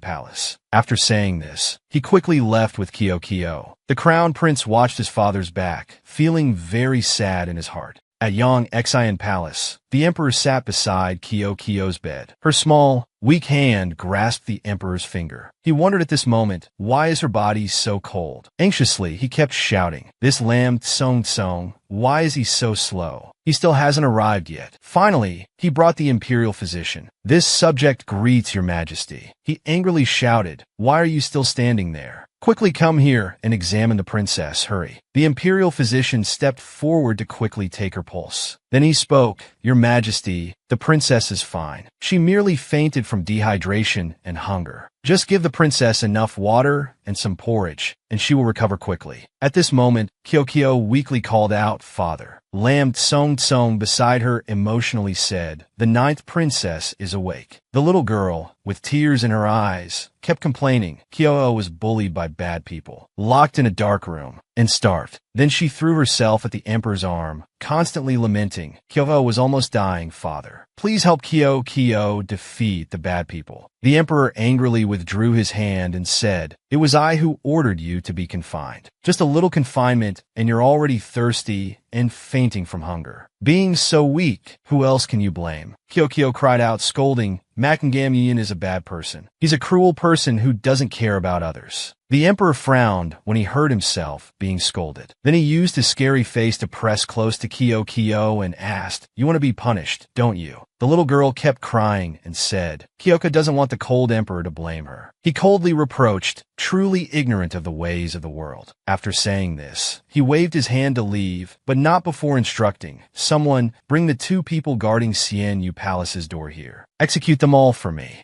Hearing this, Kyo broke out in a cold sweat and ran to persuade him, "Father, you can't kill people without reason. If you kill people, then people won't consider you a wise ruler." Hearing this, he smirked, "A wise ruler? I am the king of a country. Do I need to care how others see me?" Seeing her father's attitude, the little girl also became frightened and thought to herself, "Oh no, the demon father is angry. What should I do?" Suddenly, the little girl gathered all her courage and used her tiny finger to beckon him over. "Father, come here. Kyo will tell you a secret." The emperor gritted his teeth and lifted the little girl up, threatening, "No matter what you say, I will still kill those 2. Kyo quickly changed her attitude and smiled, saying, Kyo's secret is that whether father is a wise ruler or not, Kyo still loves father very much. Then she hugged the emperor tightly, constantly flattering him. Father is Kyo's only father. Even if the whole world turns its back on father, Kyo will still be by your side. The emperor pushed the little girl away and asked in surprise, "What did you just say?" She calmly replied, Kyo likes father. But if father kills people, Kyo won't like father anymore. Hearing this, the emperor's face suddenly darkened. He coldly pushed Kyo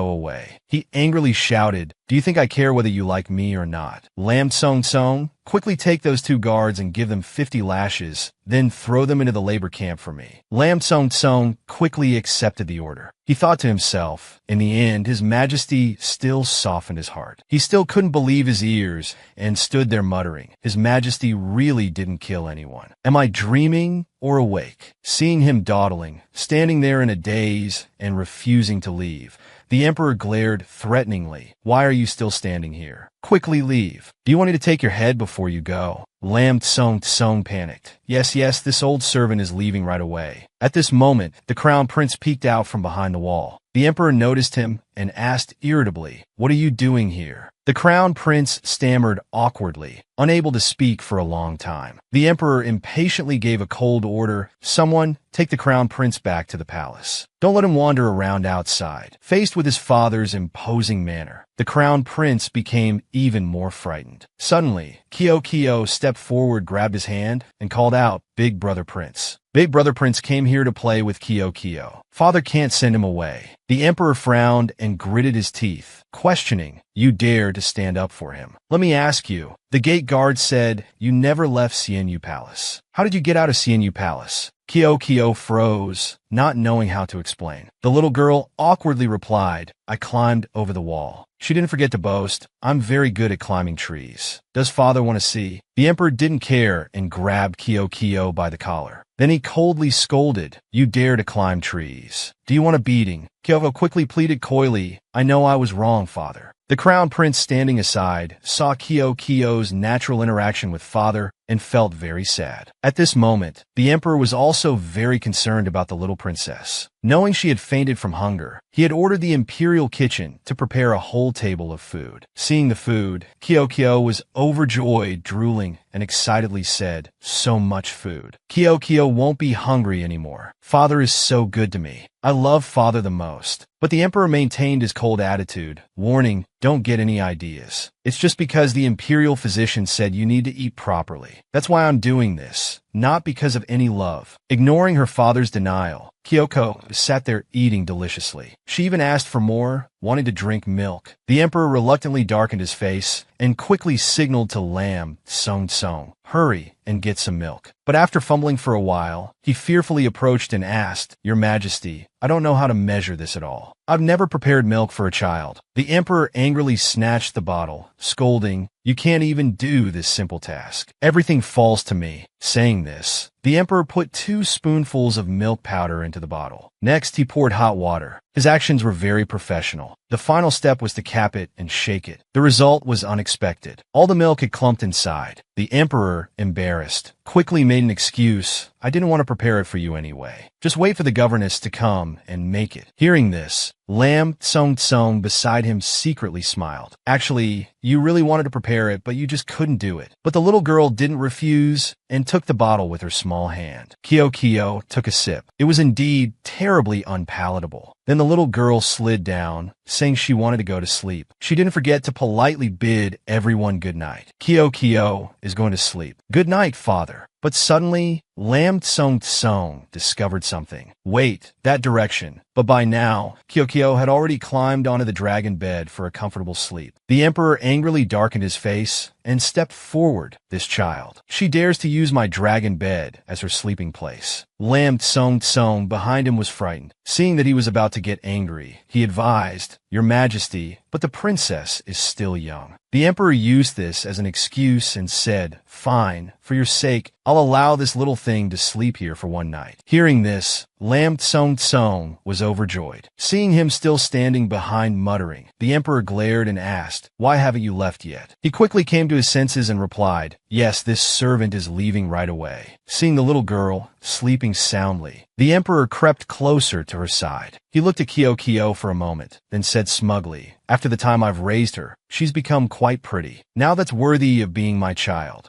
Seeing Kyoko so adorable, the emperor couldn't resist reaching out to pat her head. In her drowsy state, the little girl imagined her milk bottle was being stolen and kept flailing her arms and legs. She even complained irritably, Don't take Kyo's milk bottle. She hugged the bottle tightly and drowsily threatened, If you take it, Kyo will hit you. The little girl's actions made even the emperor laugh. He deliberately tried to take the milk bottle away, teasing slowly, What if I insist on taking it? Kyoko immediately swung her tiny fist, shouting nonstop, Give me back my milk bottle. Finally, the little girl managed to grab hold of something. Her hands tightened as she kept saying, Kyo's milk bottle. Seeing this, the emperor had no choice but to return the milk bottle. He didn't forget to scold her a bit, such a troublesome little thing. He even carefully tucked her in, sleeping so restlessly. I wonder how that woman raised her. The next morning, the emperor stepped out of his study. Lam Song had been waiting outside for a long time. Your Majesty is awake. But he was very alarmed and asked, Your Majesty, why do you look like this? The emperor angrily threatened, Ask again, and I'll punish you with 20 lashes. It turned out that last night, Kyo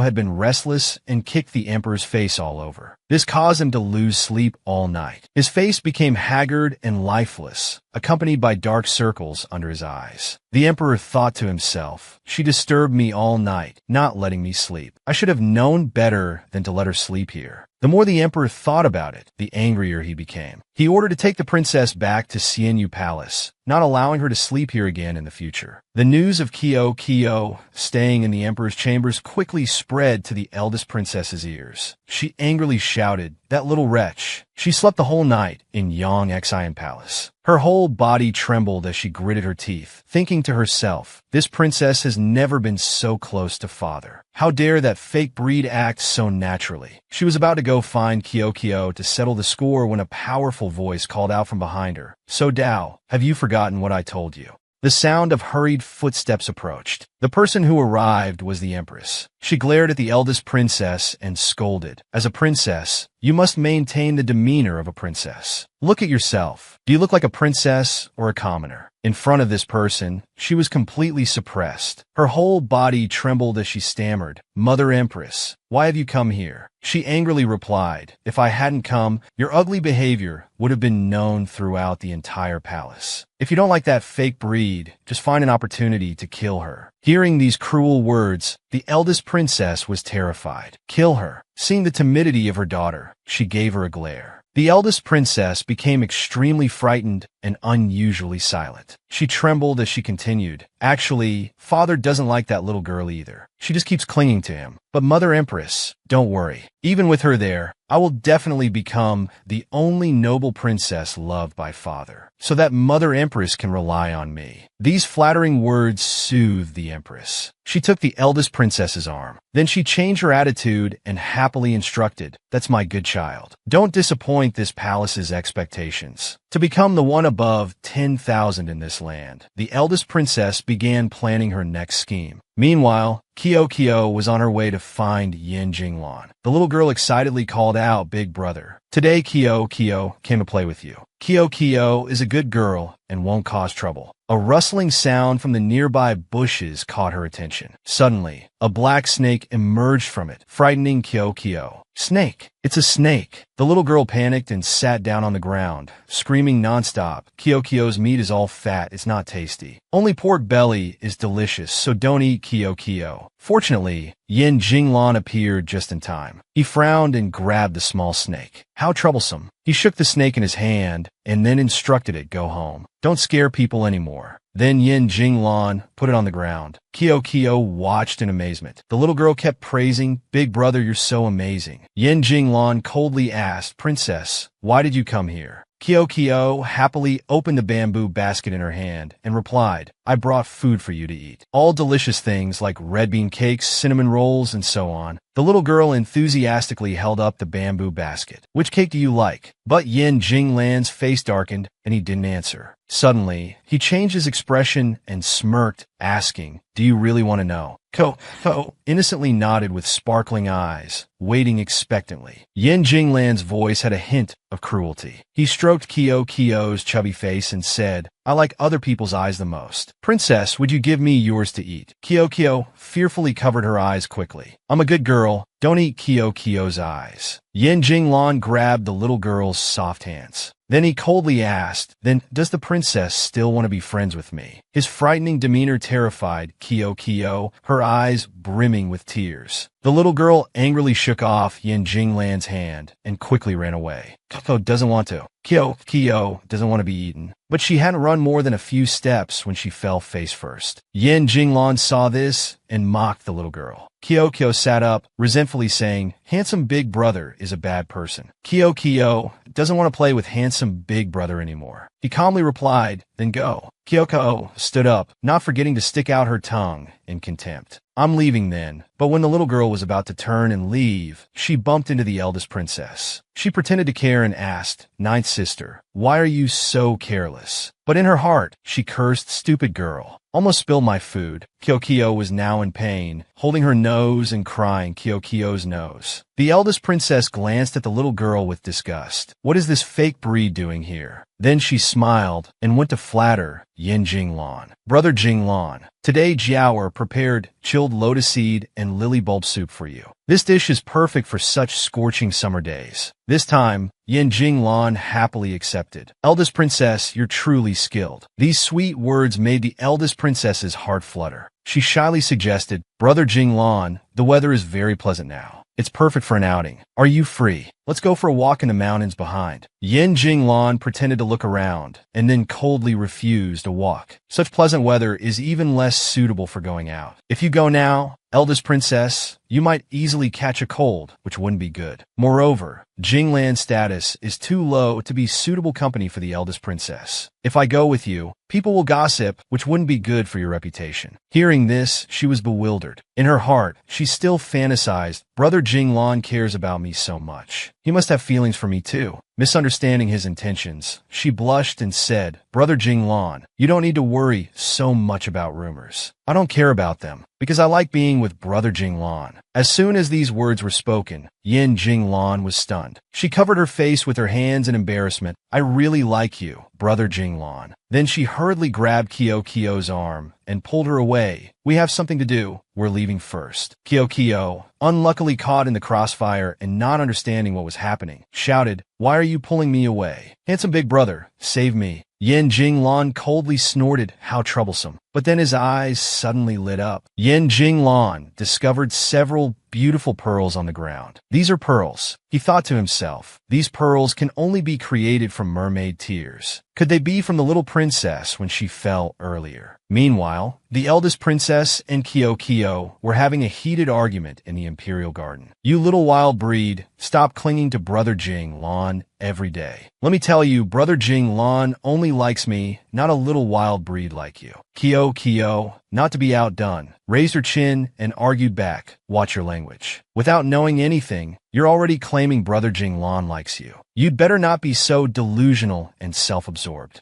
These words made the eldest princess even angrier. She furiously scolded, You caused the death of the maid who served me for 15 years. Why should this princess speak politely to you? The little girl was at a loss for words. Kio is a good person. Kio doesn't kill people or set fires. The eldest princess was so angry she gritted her teeth. You're still pretending. If it wasn't for you, how could father have killed someone by my side? I hate you. This princess has nothing more to say to you. It's just a waste of time. Saying this, she turned and left. Kio's eyes filled with tears, about to cry. Father is a good person. Father promised Kio he wouldn't kill people randomly. Father definitely won't kill people. At this moment, in Yang Xian Palace, the emperor was sitting in front of a large table of food, but he had no appetite to eat. Lam Tsong beside him saw his dejection and asked with concern, Your Majesty, why aren't you eating? The emperor was thinking to himself, how can the famous imperial kitchen's food not be as good as what a child cooks? At this moment, Kio, also angry, came running to confront the emperor. He maintained his cold expression and asked, What is it? Did you come here wanting to eat with me? She prepared herself, putting her hands on her hips. She raised her voice to question the emperor. Father is a bad person. Father killed someone, didn't he? The emperor awkwardly turned his face away and replied, No. How could I possibly kill someone? Lam Tsong beside him was also shocked. Your Majesty even knows how to lie. Kio's next words made the emperor's face darken, like killing the maid beside sister so downright. He angrily said, She dared to harm my daughter. Even dying 1,000 times wouldn't be enough punishment. What? You came here to question me. The little girl raised her foot and shouted, Father has lied. Kio doesn't want to play with father anymore. Kio will never care about the demon again. Saying this, the little girl quickly ran away, leaving the emperor sitting there, extremely angry. The emperor flew into a rage and ordered, Why are you still standing there? Quickly go catch her for me. Today I must strangle her myself. Lam Tsong was also frightened. Yes, this servant is going right away. After being scolded, the emperor had a headache. Suddenly he changed his mind and called Lam Tsong back. He gritted his teeth and said, Quickly order the imperial kitchen. From today, they are not allowed to bring her food. Hearing this, Lam Tsong broke out in a cold sweat, terrified. The emperor frowned and thought to himself, I'll see if you starve to death. Let's see how stubborn you can be. Kio returned to Xianyu Palace and climbed onto the bed, crying. The little girl was very disappointed. Father is a bad person. He's an evil person. Kyo won't care about him anymore. At this moment, the palace maid worriedly approached and patted the little girl's shoulder. Little princess, what's wrong? Can you tell Sister Ling? Kyo sat up sadly. She angrily complained, Father is a bad person. Father clearly told Kyo he wouldn't kill people, but Father still killed someone. Kyo won't trust Father anymore. After hearing this, Linger carefully took hold of her small, soft arm. The palace maid slowly explained, Little princess, do you know? This servant once overheard a conversation from the older governesses in the palace, those who took care of His Majesty when he was young. Back then, he was the least favored son of the Grand Emperor. Whenever His Majesty did something wrong, the Grand Emperor would beat him, even confine him for months. I don't have such a useless, incompetent son. You waste. You're truly disgracing the royal family. To gain the Grand Emperor's recognition, he vowed to seize the throne to prove to the Grand Emperor that he wasn't useless. Gradually, over time, his temperament became cruel and violent. But it was the princess's appearance that made the tyrannical emperor smile for the first time. This servant truly feels that His Majesty cherishes the little princess very much. Hearing this, Kyo's face fell. I didn't know Father had such a painful past. Father has been so lonely all these years, and I even said harsh words to make him angry. I must go see Father to explain clearly. At this moment, in Yangxian Palace, before the prisoners, the emperor kept ordering, take these people away and behead them all for me. He even frantically approached to strangle one of them. The person was terrified and begged, Your Majesty, spare my life. Suddenly, Kyo's image appeared, accompanied by threatening words ringing out, Father, don't kill people. Killing people will send you to hell. If Father kills people, Kyo won't like Father anymore. The emperor's face darkened, his eyes wide with pain. Then he changed his mind and released the person go. Get out of here. He became silent, gritting his teeth in anger. Damn it, why do I keep thinking about that little brat? She's just like that woman left behind, truly not worth my care. While lost in thought, suddenly his eyes flashed with murderous intent as he sensed someone approaching.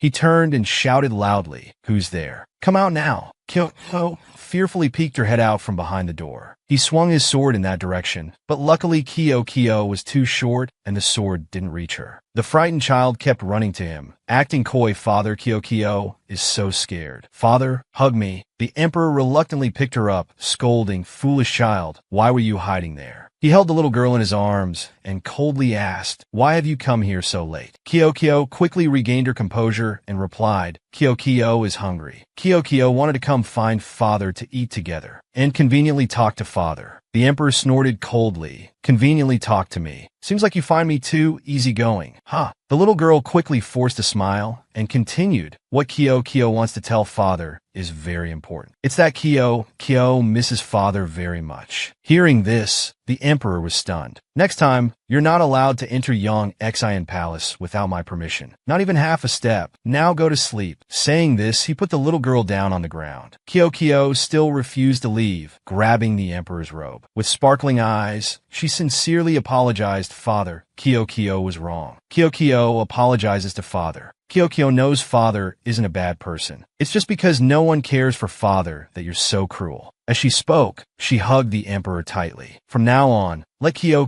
care for Father. Kyo will give you special care, okay? The emperor looked at the little girl suspiciously. No one has ever said this to me before. No one has ever told me what I should do. Does this child really care about me? He softened and picked her up. All right, I agree. Kyo happily held out her small arm and began listing conditions. First, Father is not allowed to kill people arbitrarily. But if they're bad people, Father can kill them. He coldly asked, Forbid me from killing. What benefit can you give me? The little girl pondered benefit. A moment later, she exclaimed, taking out a pearl and holding it before the emperor. I understand now. This pearl represents Kyo's sincere heart. I want to give it to you to keep. The emperor held the tiny pearl in his hand, scoffing, What do I want this pearl for? You think this broken pearl can bribe me? This made Kyo bewildered. She reached out her hand to take it back. Father, don't worry. Kyo won't give you one at a time. I'll give you a handful at once. At this moment, the emperor was startled. Wait, hold on. I agree to the condition, but this still isn't enough benefit. Hearing this, the little girl quickly thought of more. Then she stretched out her arms sincerely and said, Father, come here. After the emperor obediently leaned in, Kyoko suddenly kissed him on the cheek. He was very surprised by this action. She proudly said, Kyoko likes father the most. He began to feel smug. Of course, I must be the most important person in this little thing's heart. All right, it's late now. Let Lam Tsong take you back to Sienyu Palace. Next time, if you dare disobey me again, I'll punish you with a beating. But when he looked down, he saw the little girl had fallen asleep in his arms. What's this? Asleep already? The emperor showed a rare smile. So that's it. My daughter still wants to be pampered by me like this. Then the emperor placed Kyoko to sleep on his dragon bed. The little girl drowsily woke up. Did I fall asleep in father's room again? She quickly ran to find the emperor. Father, aren't you going to court early today? He was still sitting in his study, leisurely reading memorials. Hearing the question, the emperor reluctantly said, Today some ministers are ill, so I've postponed the court session a bit later to give them time to prepare. Lam Tsong, standing beside, thought to himself, Your Majesty, you've become more professional at lying. No longer embarrassed. Kyoko approached him coyly. Father, I'm hungry. I want breakfast. The emperor glanced at Lam Tsong. Why haven't you gone yet? He quickly came to his senses and replied, This servant will go right away. A sumptuous meal was quickly prepared. Kyoko smiled with excitement, saying lotus seed porridge, flour cakes, ginkgo soup. Father, you're so good to Kyoko. But seeing him gloomy and not touching his chopsticks, she asked, Father, aren't you eating? The little girl stood up assertively and said, Mother said that health is very important and breakfast should be eaten properly, not carelessly. The emperor curiously asked, Mother, did that woman teach you these things? Kyoko proudly nodded. That's right. Mother taught me many things. Moreover, Mother is very good at everything. Mother is especially good at scolding, beating, and quarreling with others. Lam Tsong also choked on his words. My little princess, you shouldn't say such meaningless things. Seeing him not answering, the little girl became very afraid and hesitated. The emperor pondered, his face darkening. Kyoko saw this and panicked. Father, are you angry? Kyoko even used a teasing tone. You too feel that being beaten by Mother is very embarrassing. Hitting his sore spot, he angrily grabbed the little girl's clothes and threatened, Kyoko, will you shut up? Do you believe all the handkerchief on her chest fell out? At this moment, Kyoko panicked and ran away, still teasing, Father is angry and wants to kill people. Run! At this time, the eldest princess was excitedly holding her homework in her hands, heading to Yongxan Palace to find the emperor. She smugly thought to herself, I completed my homework ahead of schedule. This time, when I show it to Father, he'll surely praise me a lot. But just as she reached the door, she heard Kyoko's voice, You can't catch me. The eldest princess looked inside and was extremely shocked. A high and mighty emperor was coaxing a little child to eat breakfast. Be good, be obedient for me. Quickly eat all of this. This made the eldest princess extremely jealous. Father is actually eating breakfast with her. How is this possible? The demon father has never smiled at anyone, let alone eat breakfast with someone else. She fearfully watched the scene inside. Her hands trembling, she said,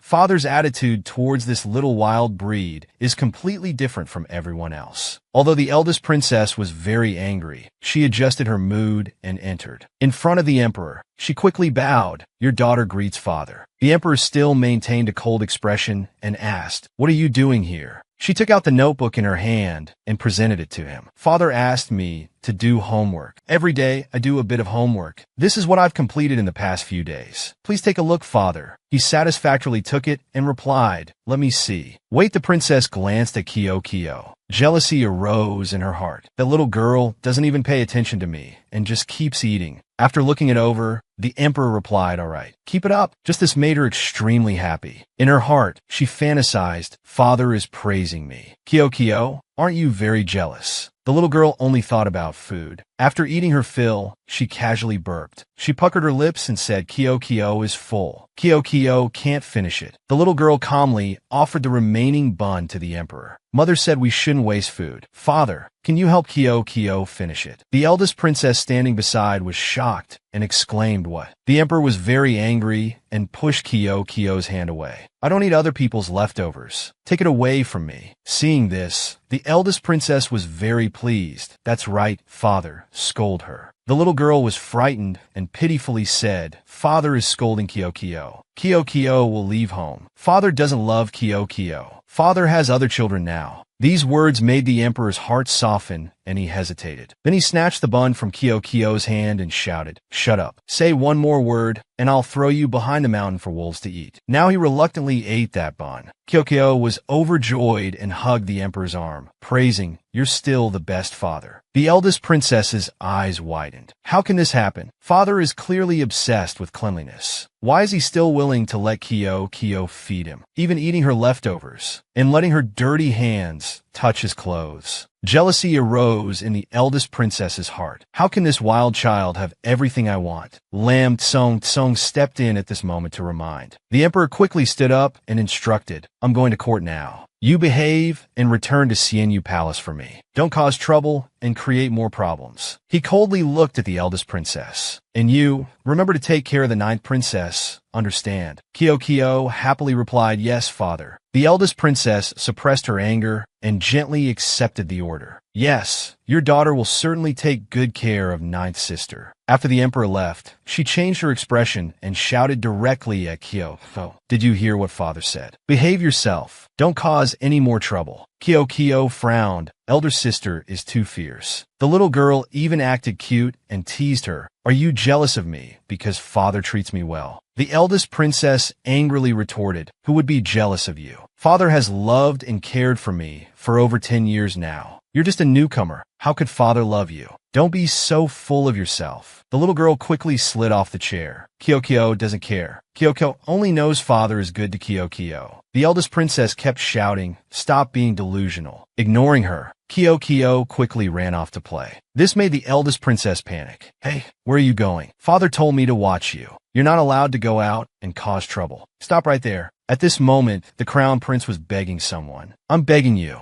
Imperial Physician Li, please help me. Little E is here kneeling and begging you, please. Please don't go." Imperial Physician Li reluctantly knelt down and replied, "Crown Prince, I can't. This is the Cold Palace. I don't have the authority to enter this place. If His Majesty finds out, His Majesty will certainly not spare me. I beg you to understand." Suddenly, Kyo-Kyo ran over excitedly and asked, "Big brother Prince, what are you doing?" The crown prince grabbed Kyo-Kyo's small arm. He earnestly begged for help. "Imperial Physician, I don't want Mother Consort to die. Mother Consort is ill." Kyo-Kyo suddenly remembered a few days ago. So that's why he came to find father, to invite the Imperial Physician. But father drove Big Brother Prince away, not giving him a chance to beg. At this moment, So Dao also came running. She roughly grabbed Kyo-Kyo from behind. "You come back with me right now." Kyo-Kyo kept protesting, but Big Brother Prince's mother consort is ill. If she doesn't get treatment from the Imperial Physician, she'll die. So Dao threatened, "That's none of your business. Father hates the Crown Prince the most. If you associate with him, it will only make Father hate you and him even more." But the little girl struggled and shouted, "That's impossible. Mother said good people can't stand by and watch others die.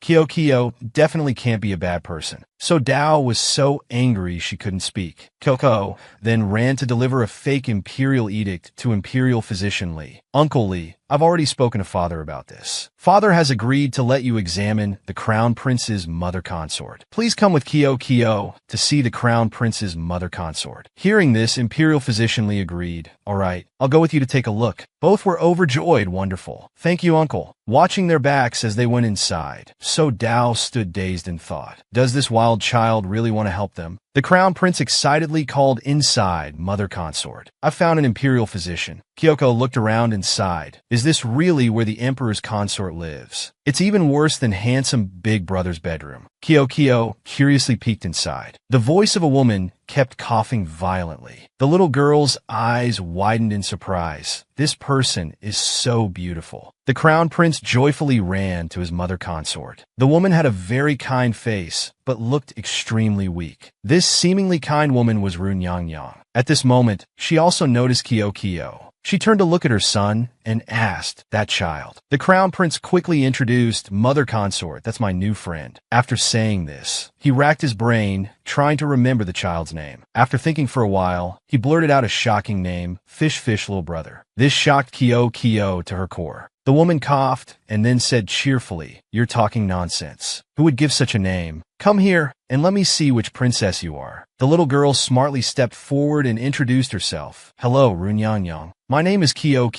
I'm 3.5 years old. The woman curiously asked, your ear's first friend. I wonder which consort gave birth to this princess. Kyo honestly replied, Kyo just entered the palace to find father. Kyoko doesn't know mother's name. The little girl really liked this Nyang and kept praising her. Runyang is so beautiful as Kyo's mother. Suddenly, her condition worsened and she kept coughing dryly. The crown prince was very worried and shouted, Mother consort, are you all right? Imperial physician Li reported the bad news. Nyang's condition is serious. This old servant will take her pulse first. Little princess and crown prince, please step aside for a moment. An hour later, Imperial physician Li came out. The crown prince anxiously asked, how is my mother consort? He signaled everyone to be quiet and said kindly, Crown Prince Runyang is asleep now. He panicked and covered his mouth with his hands. Then Li won't say anything more. Kyo asked softly, Uncle Li, what's wrong with Runyang? Imperial physician Li patiently replied, Runyang has pulmonary tuberculosis. Coincidentally, the Imperial Medical Institute has a rare medicine that can cure it. However, as Ru consort is a prisoner in the cold palace, she cannot use that medicine. This servant can only temporarily stabilize her condition. Beyond that, this servant cannot help further. The crown prince was shocked to hear this. So will mother consort die? The more he thought about it, the more scared he became and burst into tears. Mother consort can't die. Kyo stood beside him, constantly comforting, Big brother prince, don't cry. Runyang will get better. The little girl innocently continued, as long as Kyo asks father will definitely save Runyang. Father may seem mean on the outside, but he's actually very kind-hearted. The crown prince stopped crying and asked in surprise, you can make father save mother consort. At this moment, Kyo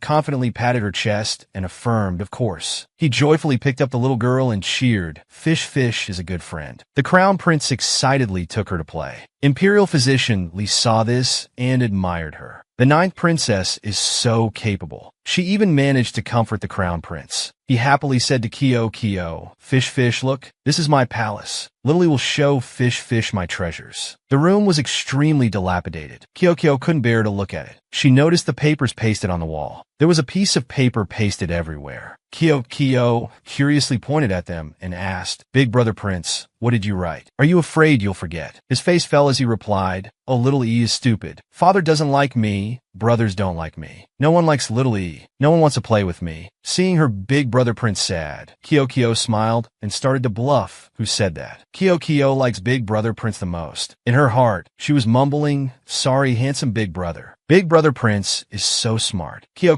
doesn't even know how to write her own name. These words surprised him, and he asked again, Fish likes little E. Then he quickly took out gifts for Kyo. Then, these are the little animals Lily made. They're all for Fish. The little girl curiously opened the box. Inside were very adorable animals. Kyo excitedly said, they're so beautiful. Why doesn't Big Brother Prince give these animals to father? Father would be so happy. The crown prince sadly replied, Father doesn't want little E in the cold palace. I can only secretly watch father. The little girl thought sadly, Big Brother Prince has tried so hard, but still isn't recognized by father. I must make father realize everything. Thinking this, the little girl quickly ran off. Big Brother Prince, I have something to do. I'll go first, leaving the crown prince sitting there confused. His eyes suddenly lit up. He picked up a pearl from the ground. This pearl is so beautiful. At this moment, in Jinluan Palace, the emperor was sitting majestically in the middle while the old ministers knelt below, constantly begging, We implore your majesty to reconsider. We cannot start a war between two countries. This old minister is willing to contribute all his wealth to prevent the country from suffering. The emperor angrily glared at them. He furiously shouted, Do you people still respect me at all? Then he stood up abruptly and ordered, Bring my imperial sword here. I want to kill all of them. The group below kept kowtowing and begging, Your Majesty, spare our lives. Suddenly, a pearl fell out of the emperor's pocket. The sound of the pearl caught his attention. The emperor bent down to pick it up. He thought to himself, it's from that little troublemaker. Kyo's innocent image appeared again. Father, don't kill people anymore. He smirked. Such a troublemaker indeed. The emperor tried to calm down. Then he coolly ordered, cancel the war declaration. Court dismissed. This made all the ministers below, who had been crying and kowtowing for half a day, gape in astonishment. After dismissing the court, the emperor returned to Yang Xian Palace.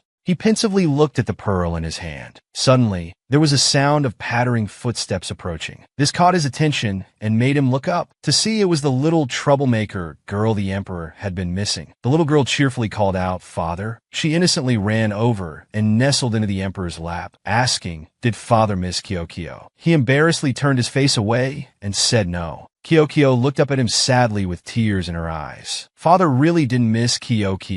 At this moment, he looked at her with a gentler gaze. In his heart, he thought, this child really is. The emperor softened, unable to resist her cuteness, and picked her up. He suspiciously asked, "Why do you keep running to my study? What are you up to now?" Kyo smartly replied, "I don't have any bad intentions." As she spoke, she took out a small gift. Kyo came to give father a gift. "Look, father, isn't it beautiful?" He held it in his hand, showing a pleased expression, and asked, "Did you make this for me?" In his heart, he thought, my daughter is so capable. Kyo innocently replied, "Actually, this was made by Big Brother Prince." When the emperor learned the truth, his face darkened. The little girl kept chattering, "Big Brother Prince likes father a lot too. He even made many little animals by hand for your birthday gift." The emperor coldly asked, "So this is the real reason you came to find me?" The little girl's face became mysterious as she stammered, "Not exactly. Run Yang is ill. I came to ask you to save Run Yang." The emperor glanced at Lam Tsung standing beside and asked, "Who is Run Yang?" He quickly replied, "Your Majesty, Run Yang is the Ru consort in the Cold Palace, the Crown Prince's mother." Hearing this, his expression changed. "I knew it. All the sweet talk from this little troublemaker was fake. Her purpose was just for those two in the Cold Palace." The emperor angrily threw Kyo to the ground. Then he indifferently replied, "I don't care. Get out of my sight." Kyo didn't give up. She used her small arms to tightly grasp the emperor's robe. The little girl pleaded softly. Kyo has only this one request. "Father, can you save Run Yang? If father agrees to save Run Yang, Kyoko will love you even more." The emperor smirked. Then he flew into a rage, pointing at Kyo's face and shouting, "I don't need your love. Get out of my sight immediately." The little girl was now very frightened, her eyes brimming with tears. "Father doesn't want to see me anymore. In my previous life, it was also because father didn't listen to Kyo that handsome big brother invaded Makian country. The princess also rebelled for the throne. The more she thought about it, the louder she cried. Kiki is very sad. Seeing the little girl cry, the emperor became flustered. "Don't cry. Don't think your tears can move me." He coldly snorted and glared at her. Then he softened and picked Kyo up to comfort her. "All right, stop crying." He reluctantly agreed. "It's just one Ru consort, right? I'll treat her illness, that's all." Kyo doubtfully asked again. "Father really means it. A dragon's son keeps his word." The emperor quickly ordered, "Summon Imperial Physician Li. Take whatever medicine is needed. Treat Ru consort's illness." Only then did Kyo stop crying and smile, leaning into his chest. "Thank you so much, father. I know father is the best to me." The emperor was also moved by Kyo's kindness. He warmly hugged the little girl. "You silly little one." The next day, Kyo excitedly went to the Cold Palace to play with the Crown Prince again. She saw him standing and talking to a tree. "Your subject greets father." The little girl wondered, is Big Brother Prince bowing? She happily approached and clapped. Big Brother Prince is so good, bowing correctly. He also felt happy seeing Kyo. The Crown Prince was very self-conscious and lowered his head, saying, "But little E is stupid. Every time I see father, I can't say anything. I forget how to bow." He quickly became dejected, saying father doesn't like him. Seeing this, Kyo quickly came to comfort him. "Don't be sad." Mother said, "What others think is their business. We just need to do our best." But Kyo will tell you a secret. Next time, just imagine father as a rabbit in tiger's clothing, and you won't be scared anymore. The Crown Prince also imagined that image. He suddenly became happy. Little rabbit. Little E isn't scared. Little E likes little rabbits a lot. At this moment, a teasing voice came from the wall. Oh, where did this fat pig come from? It turned out to be the third prince, Mak Jingxian of Mak Yin country. He arrogantly continued, this prince has never seen you before. What's your name? Seeing that the two didn't answer, Jingxian became very angry and shouted, are you mute? Why aren't you saying anything? The crown prince was very scared when he saw him. Without a word, he grabbed Kio's hand and ran away. Fish, fish, run quickly. The unlucky little girl, not knowing what was happening, innocently asked, where are we going? Jingxian nimbly jumped down to the ground. He curiously asked his attendant, Mo Yi, who was that child? He poked his head out from behind the wall and replied, if this servant is not mistaken, that child is the princess who recently entered the palace. Hearing this, Jingxian showed great interest. So this prince has another little sister now. Interesting. Meanwhile, the crown prince and Kio had run who knows how far. The two stopped, panting on the ground. Kio looked up and asked Big Brother Prince, who was that person? Why did we suddenly run?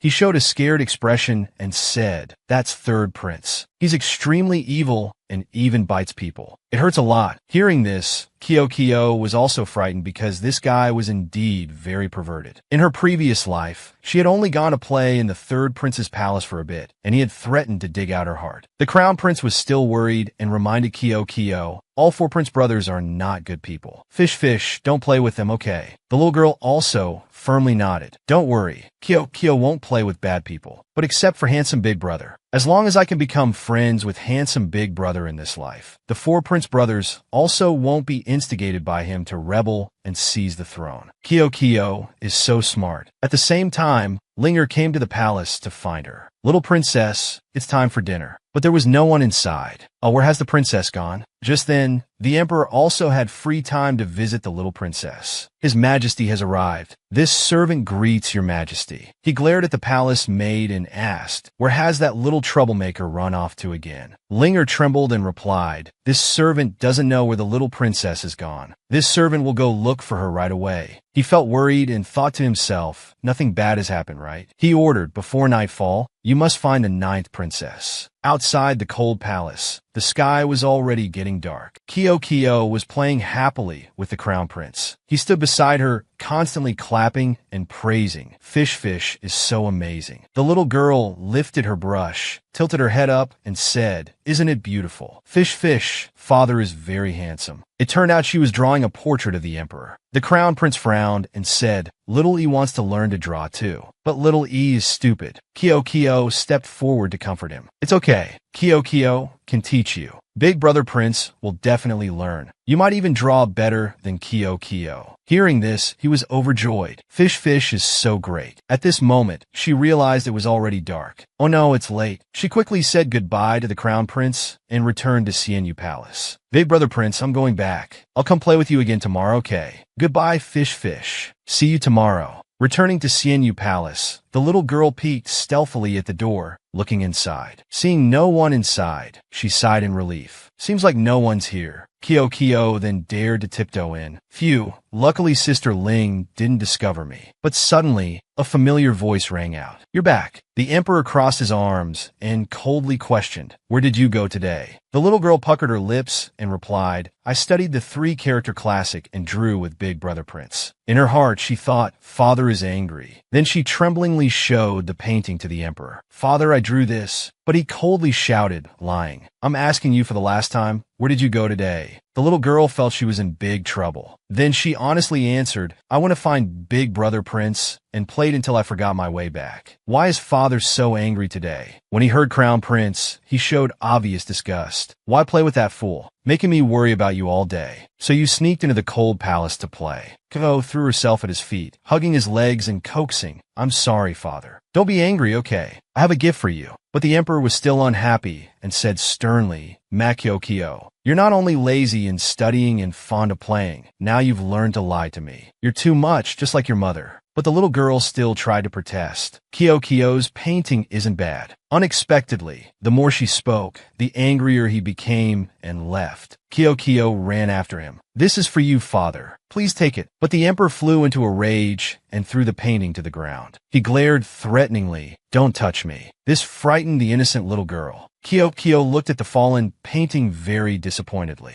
But this time the emperor was truly angry. He coldly snorted. Then he turned and left, ignoring Kyo, standing there calling father repeatedly. The little girl sadly teared up. Then she stood there crying. Father doesn't like me anymore. I want to go find mother. Lam Tsong stepped forward to pick up the painting. He comforted the little girl. His Majesty thought the little princess had gone missing again, so he was worried and searched all day.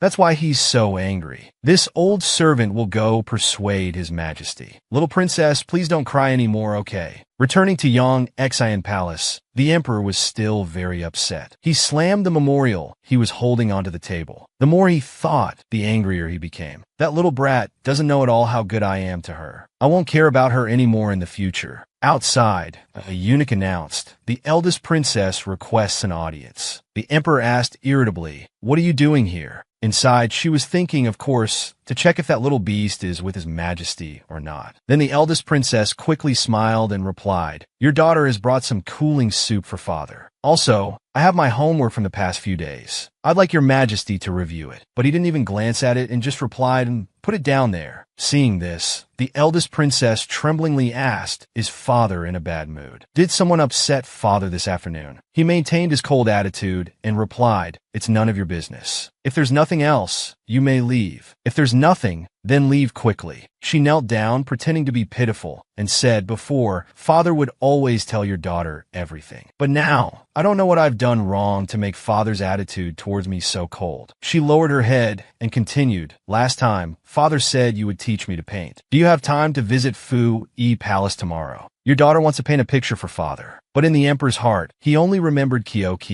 The image of the little girl appeared. "Father, Kyo is giving you this painting." The emperor softened for a moment and agreed with the eldest princess. "All right, if I'm free, I'll come." The eldest princess was overjoyed and finally withdrew. "Yes, then your daughter will take her leave. Father, please take care of your health." After she left, the emperor felt very troubled. Why did I just think of that troublesome little girl again? It's like her spirit is haunting me. Lam Tsong took the opportunity to present Kyo's painting. "Your Majesty, please look at this painting." But before he could finish, he was coldly dismissed by the emperor. Finally, the emperor softened and called back, "Wait, bring it here." He carefully opened it to look. "Is this the painting that child wanted to give me? It's so poorly drawn." On the painting were some very sentimental words written, "For father. Hope father is happy every day." This made his anger subside, and he showed a rare, gentle smile. "It seems I was a bit too harsh on her." The emperor decided to visit Kyo late at night. He found the little girl lying on the bed with a pained expression. The emperor was very anxious and ordered, "Quickly come here and see if the child has a fever." Lam Tsong carefully said, "Your Majesty, don't worry. Let the servant check." After checking, he reported, "Your Majesty, the little princess doesn't have a fever. She's probably just having a nightmare." At this moment, Kyoko fearfully talked in her sleep, Father, can you not abandon Kyo?" Kyo is so scared. Big brother Prince isn't wrong. He also loves father very much.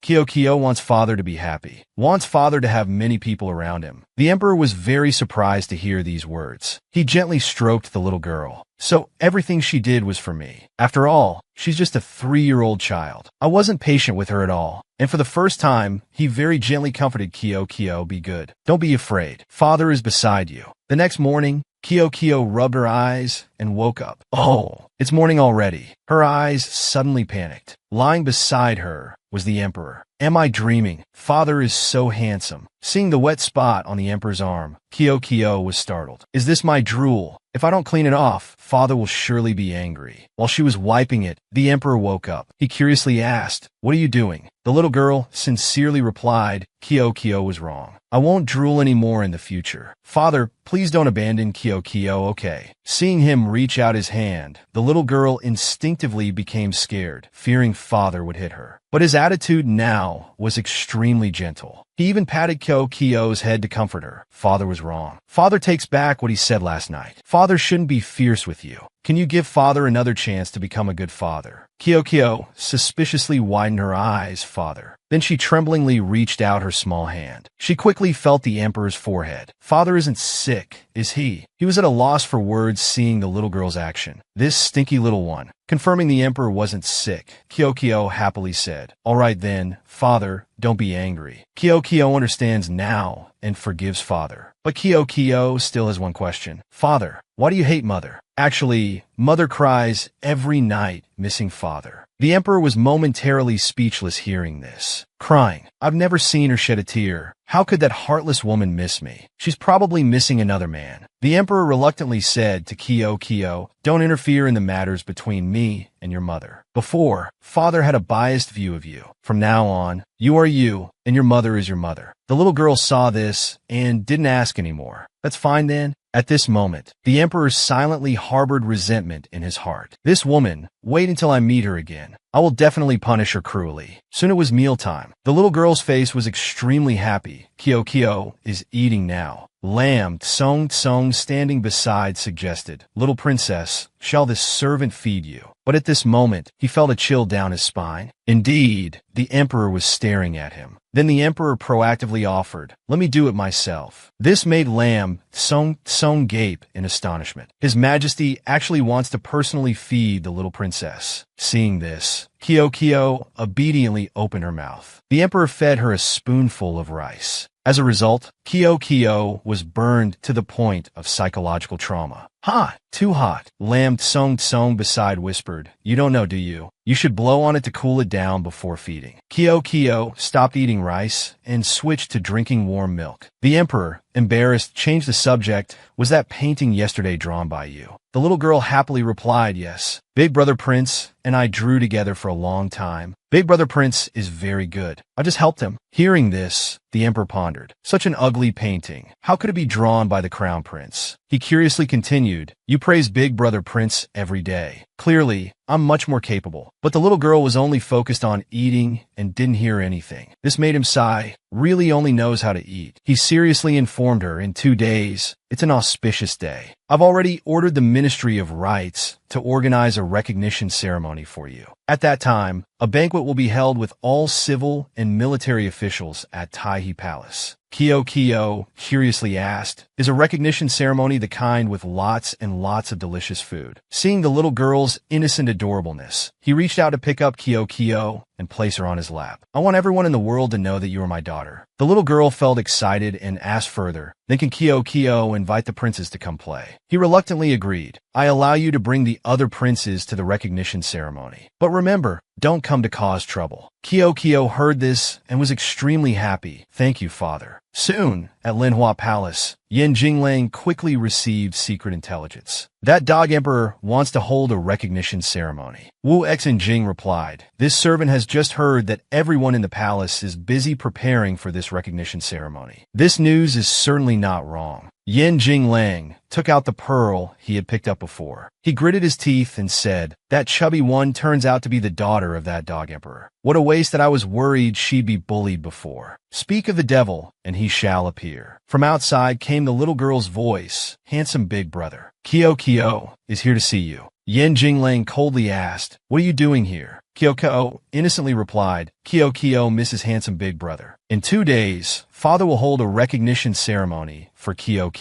Can Kyo invite handsome big brother to come? He showed disgust and said, why should I agree to attend your recognition ceremony? Kyo happily said, because this banquet will have lots of delicious food. Kyo and handsome big brother are friends. Friends should share delicious food with each other. Yin Jinglang coldly pushed the little girl away and shouted, Mak Kyo, listen clearly. Mak Ngam Yuyan, that dog emperor, killed all the people of my Yin Jing country, occupied Yin Jing cities, and imprisoned me here in Mak Yuyan. The dog emperor is my enemy, and you are the enemy's daughter. What right do you have to want me to attend a banquet with you? Hearing this, Kyo's eyes filled with tears, and she didn't know how to explain. It's not like that, but Yin Jinglang didn't care and reached out to pinch one of Kyo's cheeks. He acted perversely to scare her cry. Or, do you want me to gouge out your eyes? Kyo was frightened by Yin Jinglang's attitude and cried loudly. Little did she know this was his trap. Seeing Kyo's tears turn into sparkling pearls, Yin Jinglang sneered cunningly. So it's indeed a little fake beauty. His face turned vicious as he said, I've discovered it, haven't I? What else are you hiding? Kyo was scared speechless. It's all over. Kyo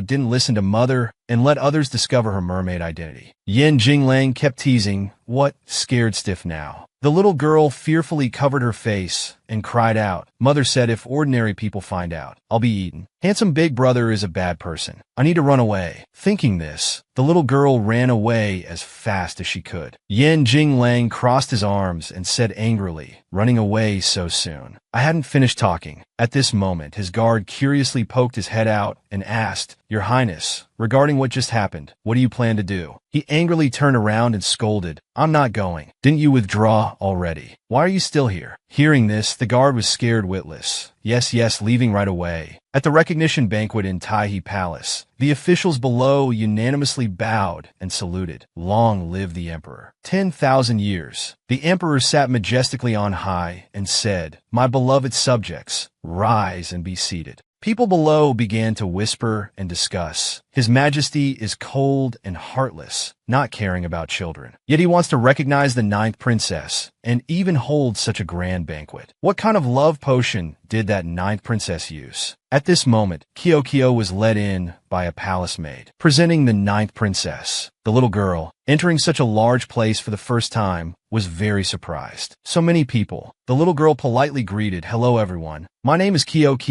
I'm 3.5 years old. Because of her short legs, Kyo struggled with the steps. After fumbling for a while, she managed to climb up. The eunuchs beside were all captivated by this little cutie's charm. The emperor looked at the little girl with cold eyes and said, Come sit with me. Yes, father. Hearing this, the little girl trotted towards her father. But after just a few steps, she tripped and fell face first on the ground. Kyo coyly reached out her hands. Father, hug me. The emperor, seeing the little girl fall, felt very heartbroken. His eyes slightly reddened. Has this little troublemaker been scared? Without a word, he quickly stepped down to pick up the little girl. He kindly asked, Look, you've dirtied your clothes. Why weren't you more careful? The other princesses who saw this were extremely jealous. Is this really the tyrannical emperor from the legends? His Majesty has never treated us like this. The emperor quickly placed Kyo beside him and ordered, Bring the pork leg here. Below, the eldest princess was furious, but could only sit and bite her handkerchief. Kyo looked down, searching. Where did Big Brother Prince hide? Sure, he was hiding in a corner, fearfully reciting, Man's nature at birth is good. Their natures are similar, their habits become different. The little girl finally found him and cheered happily. Big Brother Prince, Kyo found you. Kyo curiously asked, Why are you hiding here? Is there something delicious? Shuri, still tense, replied, Fish, little E is practicing the lesson. I don't dare let father hear. Father won't be happy. But Kyo excitedly said, Big Brother Prince has practiced for so long, you'll definitely do well. Let's recite for father. Saying this, the little girl happily took Shiyi's hand and brought him before the emperor. Father, Big Brother Prince wants to greet you. But he showed disgust. What? I don't want to hear him waste words. Ignoring the emperor's coldness, Shiyi gathered all his courage and stepped forward to bow. Your son greets father. Wishing father always good health, blessings as vast as the eastern sea. Wishing Mac Yuyan country prosperity and wealth, flourishing for generations. He coldly grunted, but in his heart, he had a different view of the boy. His mind is like a 2 to 3 year old child, yet he can speak such a coherent sentence. The emperor softened and asked, Have you been studying anything lately? Recite it for me. Finally being asked, Shuri happily listed, Father, your son has learned a lot. The 3-character classic, standards for students. The emperor also became more genial. Go on, recite for me. He began reciting confidently. Man's nature at birth is good. Their natures are similar, their habits become different. The people below were amazed at Shiyi's confidence. Are we hearing things? The crown prince is finally speaking. Has he been cured? But just as he was getting impressive, the crown prince suddenly forgot the text. This left Kyo speechless. Big Brother Prince, why are you like this? The little girl stood beside him prompting, It's if not taught, nature deteriorates. Thanks to their teamwork, Shuri successfully completed the recitation. If not taught, nature deteriorates. In teaching, the way is valued and focusing is essential. Although he finished, Shuri still hung his head in shame. The emperor now looked at him with a satisfied expression. The crown prince has improved. Indeed, it hasn't wasted the little troublemaker's efforts. He shut his cold face and spoke, Very good. Tomorrow I will arrange for teacher Lin to tutor you. Don't disappoint my expectations. Hearing this, the crown prince was overjoyed. Thank you, father. Kyoko ran to hug the emperor's leg and flattered. Kyoko loves father the most. He quickly showed an affectionate smile. Then he picked up the little girl and examined her nose, eyes, and mouth. So pretty, truly worthy of being my daughter. He looked down at those below and declared loudly, proclaim my imperial edict. Bestow the title Kyo upon the ninth princess. From today, the ninth princess Mak Kyoko is my daughter. She is a princess of Mak Union country. Kyoko grabbed a pork leg and sneaked outside. She sighed in relief. Seems like no one noticed. Just now those consorts kept surrounding her and pinching her cheeks, making her feel very suffocated. The little girl excitedly held the pork leg and ran back with her eyes closed. On the way, she encountered Jing Xian. He looked at the little girl and asked, "Hey, fatty, where are you going?" Kyoko was very frightened, but still politely replied, "Ah, third prince brother. I'm going back to Xianyu Palace. Why is third prince brother out here?" He squatted down and sniffed the pork leg. HM. Then Jing Xian reached out his hand, begging, "Fatty, can I try a bite?" Kyoko, fond of food, firmly refused. "No, this pork leg is from father for me." But he ignored the little girl and snatched the pork leg away. Jing Xian held it up high, showing a wicked face, and said, "But what if I like it?" The little girl helplessly stood below and burst into tears. Suddenly, a voice rang out, "Third prince." This made him pause.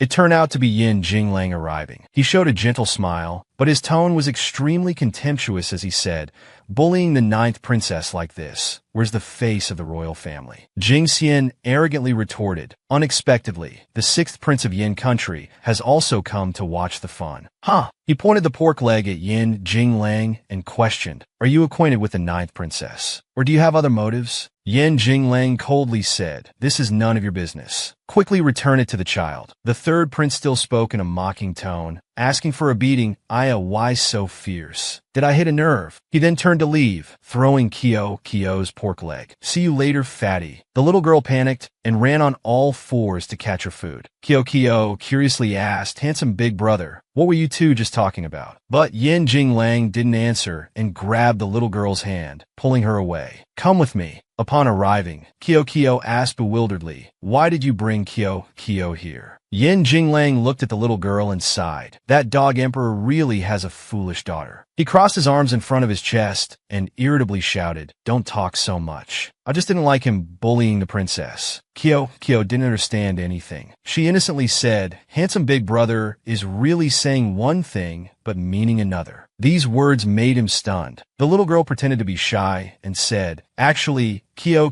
has forgiven handsome big brother. If you don't want to come, then forget it." Yin Jinglang looked at the boy-crazy little girl, at a loss for words. The little girl excitedly offered him the pork leg, making him feel even more that this child was a big fool. But Yin Jinglang didn't take the pork leg. He coldly asked, "Do you have any more pearls?" The little girl honestly replied, "Yes, lots of pearls. Pearls for handsome big brother." But unexpectedly, Yin Jinglang grabbed the little girl and lifted her up. Then he threw her straight into the small pond nearby. Kyo didn't know what was happening. His eyes became sparkling as if seeing something very beautiful. After being thrown into the water, Kyo turned into a mermaid. The little girl approached and softly begged, "Can you help me keep this secret?" Yin Jinglang sat on the shore and suggested, "That can be arranged. Do you have anything to trade with me?" The little girl beckoned with her arm, calling Yin Jinglang over. "Come here." Then she used the beauty strategy and kissed the handsome boy once. Yin Jinglang was also shocked to his core. The little girl innocently said, "If one kiss isn't enough, how about two? Please don't tell anyone." Yin Jinglang angrily grabbed Kyo's hand. He tightly squeezed her small hand and coldly asked, "Besides me, does anyone else know this secret?" The little girl was very frightened. Big brother is so fierce. Clearly, kissing father was very effective. The little girl lied, "No, only you know." In her heart, she thought if Big Brother knew that Big Brother Prince also knows this secret, he would be fierce to him. Yin Jinglang showed a cunning smile, picking up Kyo.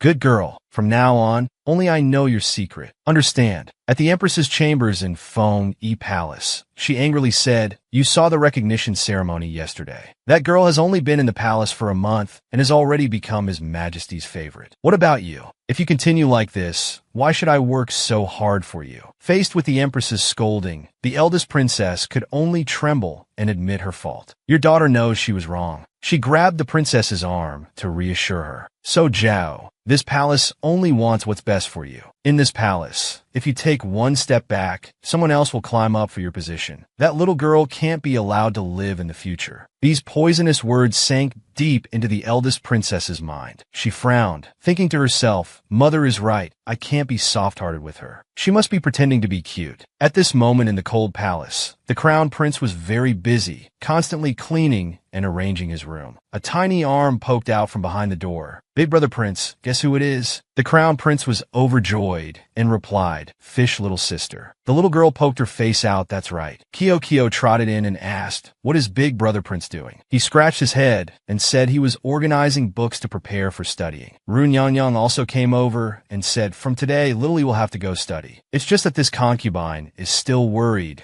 that Lily going to study might not be a good thing. Contrary to her worry, the crown prince was very excited. Kyoko stood up, patting her chest and guaranteeing, Nyang, don't worry. I will protect big brother prince when he goes to study. I won't let anyone bully him. At this moment, he looked at the little princess with great admiration. The little girl also showed great understanding, saying, Big brother prince, let's eat and then go to the library together. He was also very determined. Ru Nyang also liked the little girl, thinking she was really cute. On the way to the library, the eldest princess also came from somewhere. She was very smug, thinking to herself, I've reviewed everything yesterday. If I get the highest score today, father will surely praise me. While walking, she bumped into Kyo's group coming over. She said irritably, I didn't expect to run into her here too. She angrily ran to find Kyo to cause trouble. Hey, you singing there? The little girl was terrified. Oh no, the evil one is coming. Kyo smartly quickly covered up. Big brother prince, go study. I'll come find you when it's over. The eldest princess wouldn't let go and chased after her. You fake breed, stop right there. The little girl stuck out her tongue to tease, if I don't run, you'll catch me, silly. This made the eldest princess gape in annoyance. Let's see where you can run to, you ill-mannered thing. After running for a while, she stopped panting. I can't run anymore. The little girl angrily spouted a stream of reasoning. Father likes me, handsome big brother likes me. So elder sister is jealous and hates me. You can't even run as fast as me. At this moment, she grabbed Kyo's hand and exclaimed, got you.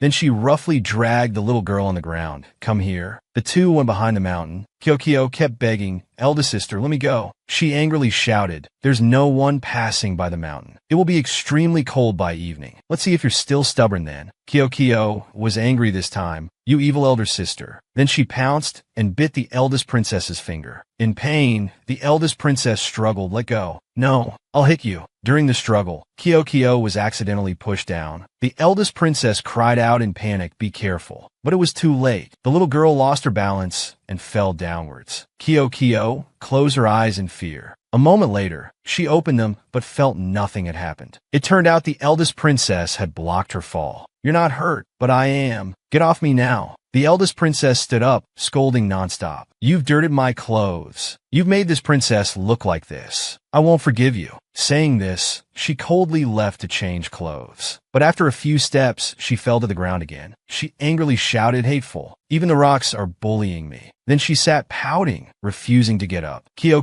trotted over. The eldest princess glared threateningly. What are you coming here for? Looking so hateful and arrogant. She held out her arm and said to Kyo, this princess became like this because of you. If you know what's good for you, help me up quickly. If anything happens to my limbs, don't blame me for telling father. The little girl suddenly happily praised, eldest sister is so cute like this. The eldest princess composed herself and said firmly, don't think a few sweet words will make me forgive you. Ignoring her, Kyoko bent down and lifted her skirt. The eldest princess asked in confusion, what are you doing? Kyo quickly said, I see you're hurt. Let me bandage it for you. The eldest princess stubbornly refused Kyo's help. She waved her hand to shoo her away. Let go of me. This princess doesn't need your help. The little girl sighed in exasperation. But Kyo observed that the eldest princess was trembling. Elder sister seems to be in a lot of pain. The little girl held out a candy in front of the eldest princess.